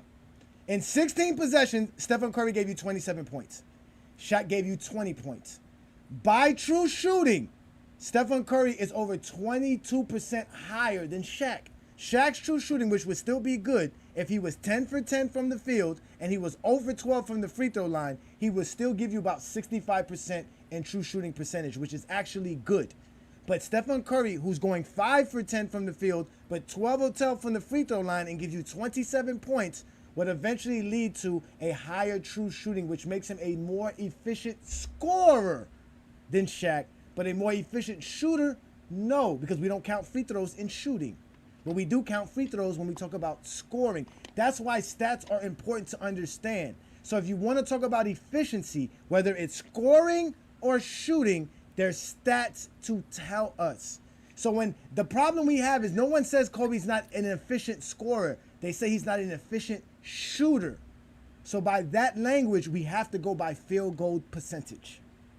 And that's the problem. You guys keep conflating scoring efficiency with shooting efficiency, which they're two separate stats to help us understand that. That's what you guys fail to realize. That's why the stats are very, very important and they're available to us. Let's stop ignoring them and start understanding them a little bit more. If we can do that, we would avoid a lot of these silly conversations, bro. It's not even good for content. It's not good for content. It's not silly, Johnny. Like, because if he needs clarity, he needs clarity. And I like to break down a simple exercise, right? Ruddy, we both go to the court. We both take 6 shots. You make 2 threes. I made 3 layups. Who's more efficient? I mean, we're basically equally this. According to the point that I brought up, we're pretty much the same. No. Yes. Oh, wait, no. Efficient where? Sturdy. Efficient what? Scoring wise or shooting wise? Scoring. Hey, John. No one. I never said shooting. That's why. Rudy. I'm trying to explain that to him, Johnny. That's what I'm saying. Despite me being more accurate with being 50% from the field and you being 33% from the field, we both produce the same amount of points. That's why the efficiency is the same. That's why accuracy and efficiency are not the same. Can I say something? Efficiency is the same. Instead of saying efficiency, say scoring efficiency. Sturdy. So stop confusing people because people don't know. I'm not confusing. When people listen, when you talk to people about basketball, they don't know what you mean when you say efficiency. So please tell them scoring efficiency. Because when you start with your soliloquy about accuracy and efficiency, it begins another argument about nothing. It's still the same thing. Efficiency means efficiency. Well, we're just I thought having 2 separate discussions. If you're talking about shooting efficiency, you can't talk about true shooting. Hey, Johnny, it must be field goal percentage. I didn't think I need to specify that, Johnny. You need to go to true shooting. Hey, Johnny, I didn't think I need to specify that. That's very, very important. Stop confusing people in conversations to seem like you're right. Hey, Johnny, listen. I didn't think I had to when I gave the examples of how I scored. If I made 3 layups and he made 2 threes, I didn't think I had to say scoring efficiency. I thought it was kind of, Yeah, because there was something. 3 out of 6 is better than 2 out of 6. So yeah, that confuses the conversation. So if we started talking about efficient wise, I'm gonna say 3 out of 6 is better than 2 out of 6. No, that's the point. No, hey Johnny, calm down. It's the same. That's the point. That's what I'm trying to tell Ruddy. Ruddy was saying accuracy is the same as efficiency, and it's not. Even though I'm more accurate in this exercise. I didn't say that, but okay. You repeated the definition, right? I did, but I didn't say accuracy is the same as efficiency. But go ahead. No, okay. Let me correct myself. Field goal percentage accuracy, EFG true shooting is efficiency. They're not the same. That's the premise of it. In this exercise, despite me being more accurate from the field than you, we're equal and efficient because we took the same amount of shots and produced the same amount of points. It's that simple. Yeah, whenever you ready, Johnny, because I can. And also, Johnny, No, this is what we're gonna do. We're gonna end this show. We're gonna end this show so everybody can have their last take, and we're not gonna respond to nobody's takes. We're gonna get up out of here because we're gonna enjoy the rest of our Sunday. I want to thank everybody who supported us, everybody that showed up to the panel, everybody that's in the chat line. Again, this is the GOAT James Kingdom Show with B. Lee and A. Johnny. We do this every Sunday, and we're going a little bit longer than our normal time because we're gonna start leaving the show to about 2 hours and 2 hours and a half. But at the end of the day, I wanted to talk about one-on-one basketball and the silliness that people say about one-on-one basketball. So we're gonna start off with what we got right here. We got Peter last, and then we'll go down the line and we'll get up out of here. So Peter, we'll start with you first because you're down at the bottom. Go ahead and give us your last take. Make it quick, brother, so we can get out of here, please. Hey, can you hear me? Yes, indeed, we can. Yeah, I don't know why my screen's being weird. Anyway, I want to speak to the one-on-one thing real quick. Because you had brought up Jordan losing to Harper or whatever. The issue isn't losing. It's more so it shows, LeBron's unwillingness to compete. And that's one of the intangibles when people bring up certain intangibles and y'all dismiss them as narrative or whatever. I agree. Lead with the stats and all that objective stuff first, then kind of support your arguments with the narratives and the intangibles. I agree with that. People who just completely throw stats out the window, I don't rock with that. But from me being a 42-year-old dude and growing up in the era that I grew up in and the way we play ball and getting teeth knocked out and still coming back, there's something to that. There's something to mental toughness and wanting to compete. And if you don't want to play, like Jordan, for instance, him going in the three-point contest, that man know he couldn't shoot with the Mark Prices and all them people. And he knew it was a high chance that he was going to get embarrassed. But he's so much of a competitor, he's like, man, F that. I'm going out there. I'm going to do this. I don't care if I get embarrassed, right? Look at LeBron. A lot of people consider one of the greatest leapers of all time, particularly off 1 foot. Off 2 foot, he ain't really all that good. But off a 1 foot leap, he's one of them ones, right? This man never competed in the dunk contest, but was always hinting at it like a little sissy because he's scared to lose in front of everybody, right? Getting dunked on at his basketball camp and confiscating the tape, like that's weak, bruh. And then you top it off with linking up with with the top 5, a top 3, and a top 15 player in their prime. It's just all of those things just point to this dude he not built correctly from a mental standpoint. Like if I'm at the basketball park, bro, and my team lose to another team in a pickup game, and I'm on the sideline waiting to get another run in, and the team that beat me say, dog, you want to run? Nah, I don't want to run with y'all. I don't want to run with you. You just beat me. It's a mentality. It's a stubbornness. It's a stubbornness, bro. Like, nah, nigga, I take it to heart. LeBron ain't got that in him, man. He just not built right to me, bro. I respect him, what he's done, all of that. The 40K points. He's top 10 without a doubt. You can't take it away from him. But you somebody who just knows about remember, LeBron, there's no interruption. About Jordan. It's the last take. It's the last take, bro. On my show, I can interrupt you. You gonna pull rank like that? Come on, dog. That's weak, you bro. Talking nonsense for the last 3 goddamn minutes. That should made you getting your feelings that much about another man. You just talking nonsense. You just talking nonsense. Bro. You just talking your boy nonsense. Weak, bro. He not your boy weak. He ain't mentally move it weak, on. bro. Just move it on. No, I'm done. Just move it on. My goodness. Nobody want to hear your damn hurt. That shit hurt, huh? You sound hurt, bro. Nobody want to hear your hurt feelings. Buddy Hood Sports. Nobody hear your hurt feelings. Move on. Thank you. Let's go ahead. Buddy Hood Sports, his last take, please. So what I was going to say was this, right? And maybe I could just clear it up really quick. Like I said, when I hear certain assertions or I hear certain points that people make about like efficiency and accuracy, and then someone says your field goal percentage can define your efficiency or something along that lines, I have to look up the definition of these words. That's why I looked it up. So if Shaq and Steph both scored 20 points, but it took Steph about 15 to 20 shots to get to the 20, and it only took Shaq 10, then I'm going to say that Shaq was more efficient. And I'm going to define that by the definition of efficiency. It took less effort and less productivity. It took less effort for Shaq to get to his 20 than it took Steph Curry. And for me, that does define Your field goal percentage, obviously Shaq would have shot 100%. That field goal percentage does define his efficiency more so than I get it. You were accurate, but it does define how efficient he is in this game. Whether it's and obviously this is concerning shooting efficiency. So I just wanted to clear that up. Like, I'm not saying I don't think, I love everyone's point. When people make points, I listen to them. You know what I mean? I just give my honest opinion. If I think it's bullshit, then to me it's bullshit. I think that your efficiency can be measured by your field goal percentage. And anyone who doesn't believe that, for me, it's like, I don't know, man. I just got to push back on that. But either way, man, good show. Enjoyed everyone. Once again, like I said, LeBron James is the greatest offensive player all time. This is why he's the GOAT, because you can find him in all these different conversations. You can just find him there. But that's all I had to say. Great job by you. All So right, go good ahead, job. Sturdy. It's your turn. Go ahead, Sturdy. Please. Y'all know what I do. John Stockton, not top 5 point guard. We all know this.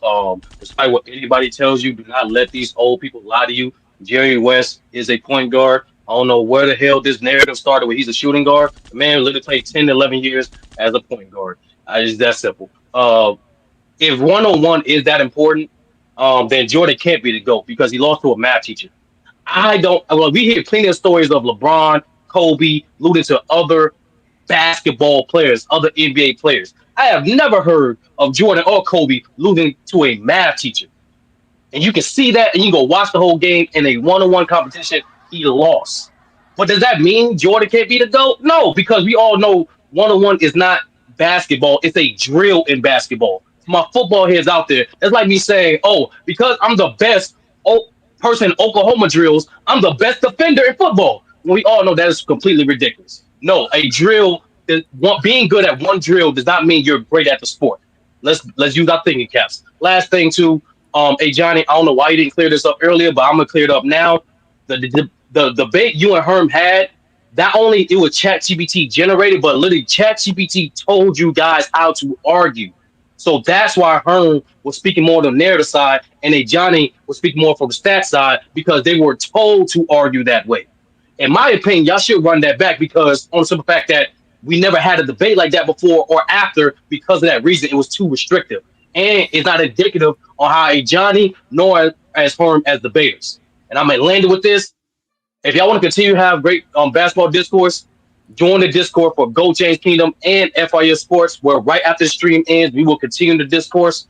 And we'll talk about the one-on-one. We'll talk about scoring. And we'll just continue to talk about great basketball in general. You guys enjoy your Sunday.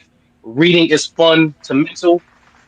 And most importantly, develop your own opinion on your own. Do not be a follower, be a critical thinker. Do your own research and formulate your own opinion. That's it. Facts. Go ahead, Casual. You can have that take. Great job by you. Appreciate you, Sturdy. Go ahead, Casual. Get your last take in, please, brother. When it comes to what Ruddy was speaking about, yes, when it comes to efficiency, the ability to achieve and goal with like little effort, that is the definition of efficiency. However, when it comes to scoring efficiency, the problem with that is, let's start with the key word, scoring. When we talk about scoring, a lot of the greatest scorers of all time, 75 to 85% of their scoring happens at either the three-point line, especially when we talk about players in the modern era, and especially for players of Michael Jordan, LeBron James, Shaquille O'Neal's ilk. When we talk about scoring, it's important for us to talk about their free throw shooting, because that generates 75 to 85% of their scoring. So that's why field goal percentage solely is not an accurate way of talking about efficiency. That is accuracy. Because when we look at a player A who takes who takes 10 shots, makes 5 of them, and they're only 2s, versus player B who takes 9 shots, all 3s, and he makes 4 of them, that player is viewed as more accurate and as more accurate based off of field goal percentage alone. But when we take it to free throw attempts, that's a whole nother story, because that is a part of their scoring. So that's why when we get back to talking about Kobe Bryant versus player Dwayne Wade. Sure, did D Wade take the same amount of attempts as Kobe Bryant as a scorer? Sure. But when we take into the 3-point attempts, the 3-point makes, the free throw attempts, the free throw makes, that's why effective field goal percentage and true shooting percentage, along with understanding the era in which they were playing in its totality, that's why we come to the conclusion that we do. And I'll leave with this. Bro, and this isn't to you, B. Lee, or Johnny, or Sturdy. Bro, some of y'all that be talking about these stats, bro, y'all really don't know what y'all talking about. So either don't speak about it or get more informed about it before you come and speak about it. Because every time that I hear y'all talk on here and y'all argue with Johnny and B. Lee and Sturdy about these stats, y'all are leaving out rudimentary information involving that stat. Stop using them if you don't know what it means. I didn't say it. He said it. He said it. Ishmael, get your last take in, please, brother. First, I want to say congratulations to me for winning the first GJK Jeopardy game and on FYF by landslide. Because I'm sorry, y'all don't know basketball, and I know more than y'all. You're a Y'all cheater. fraud. I'm better. I'm just ain't no cheating. I came in there fair and square. But You, Michael Jordan, and B. Lee is the 80s media. Just stat pattern. Stat pattern.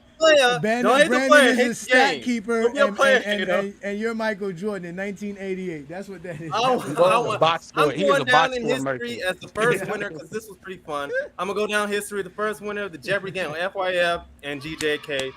This was pretty fun. I gotta say that was really fun. Okay, my second thing is, ain't no question, I don't care. LeBron James, greatest offensive player of all time, with real life tangible stats. Number one, he's the only player in top 5 in scoring and top 5 in assists in regular season and playoffs. Stop playing with me. That's all I got to say. Facts. All right, well, listen, y'all. We're going to get up out of here. Brandon, got anything you want to say before we get up out of here, brother? No, I got much to say, but yeah, that Peter guy was pretty funny. He wanted to say something crazy at the end of the show besides sooner because we would have roasted him. But it's cool. If he wants to come on next time, he could come on. And I guess he's in the comments talking about someone's in their feelings where he was talking like a female about another grown man character. Like, I mean, that's just some weird shit. Yeah, I like, dude, just like that's some female weird stuff. Yeah, that was weird as hell. That was weird as hell because for you to say LeBron James is afraid to lose but make fun of him because he lost 6 finals is hilarious to me. If LeBron James was afraid to lose, he wouldn't make 10 NBA finals. Y'all want him to be in a part of the slam dunk contest for what? What does it matter? If he would have lost, you would have said, "Oh, look, he lost the slam dunk contest. He can't even win a slam dunk." If he would have won, they would have said it was rigged. Exactly. You would have said, "Oh, he won, and he didn't even really do nothing special. Did he jump from the free throw line?" It doesn't matter what LeBron James does. You guys always want to find a reason to hate on him. He doesn't have to be in the slam dunk contest to do anything. If I'm correct, Nate Robinson has 2 or 3 slam dunk contest championships. I think he has 3 or 4. One of those. When Harry Minor got 2 of them. No one cares about Harry Minor. Ain't nobody picking Harry Minor over Larry Bird. Exactly. When Jordan goes shoots the 3-point contest and he has the worst ever of anybody in NBA history, it's he just did it just to be it. He was just doing it for fun. No, he sucks at shooting the basketball. You don't want to admit that. He sucks. He went out there because he can brick because nobody was watching it back then. But you want LeBron James to play in the slam dunk contest versus who? Vince Carter, Kobe, T-Mac? Jordan didn't have to deal. He was dealing with Dominique Wilkins doing the same damn dunk. The same dunk every one time hand, over two and hand. over again. One hand, 2 hand. Y'all not finna disrespect Nick. Y'all not finna disrespect Nick. That's what Dominique was doing. And y'all not finna do that. And then Jordan win ones only because it's in Chicago. Yeah, that's a fact. No, that's a fact. We know he was supposed to win one in Chicago as well. We know all of 1988 was rigged for Michael Jordan. But none of that has to do with basketball. None of that has to do with being the best player to touch a basketball, dribble up the court, and get his teammates involved and help his team win. Because as Castle Noble says, it doesn't matter the jersey, doesn't matter the franchise. Ain't no bad luck with GOAT James. He wins championships. He wins. That's what he does best. He wins. He won in high school. He won in professional level. He won international level. What are you going to talk about? The man has the best stats in NBA history. He has the most accolades in NBA history. He has the most records in NBA history. What are we talking about? Oh, we know what we're talking about, accuracy or efficiency. I'm sorry, gentlemen. It's the same shit. Just instead of saying accuracy, just say shooting efficiency. Just say who's more efficient shooting? Who's more efficient scoring? That's it.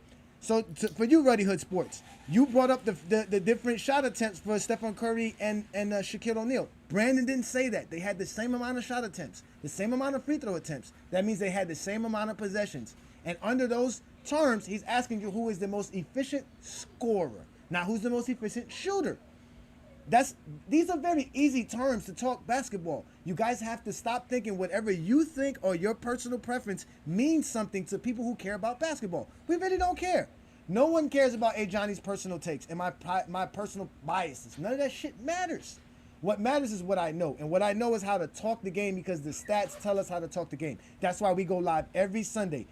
Brandon and I don't do nothing else but talk stats. You saw what he did today. He brought up nothing but stats to tell you why somebody was the most efficient player or why somebody was the most productive player. He didn't do nothing else. He used the stats. So ladies and gentlemen, if you want real basketball talk every Sunday, you come right here to the GOAT James Kingdom platform, also on FYF. We go live on our IG accounts and our Facebook accounts, but we're also on TikTok, Discord, Instagram, Twitter. We are all over the place. We have a large panel of people. Again, ladies and gentlemen, if you want to talk basketball, here is the place to do it. Today's show was about who's the greatest offensive player of all time. And by Brandon's confusion, we don't know. By my standards, it had to be Oscar Robinson.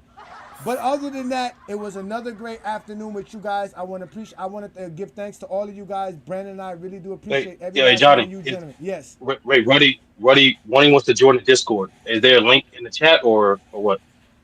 I did put the link in Discord in the chat. You can join Discord, or if you guys want to, I'll put it's available to you right there. If you look up on the private chat, you'll see it right there. It says join GJK on Discord. You can also join FYF on Discord. Please go ahead and do that. Subscribe to the channel. You guys know what we do here. We talk the game of basketball. We are not those narrative guys because we know how to talk the game. So again, we want to thank you guys for joining us on another Sunday afternoon.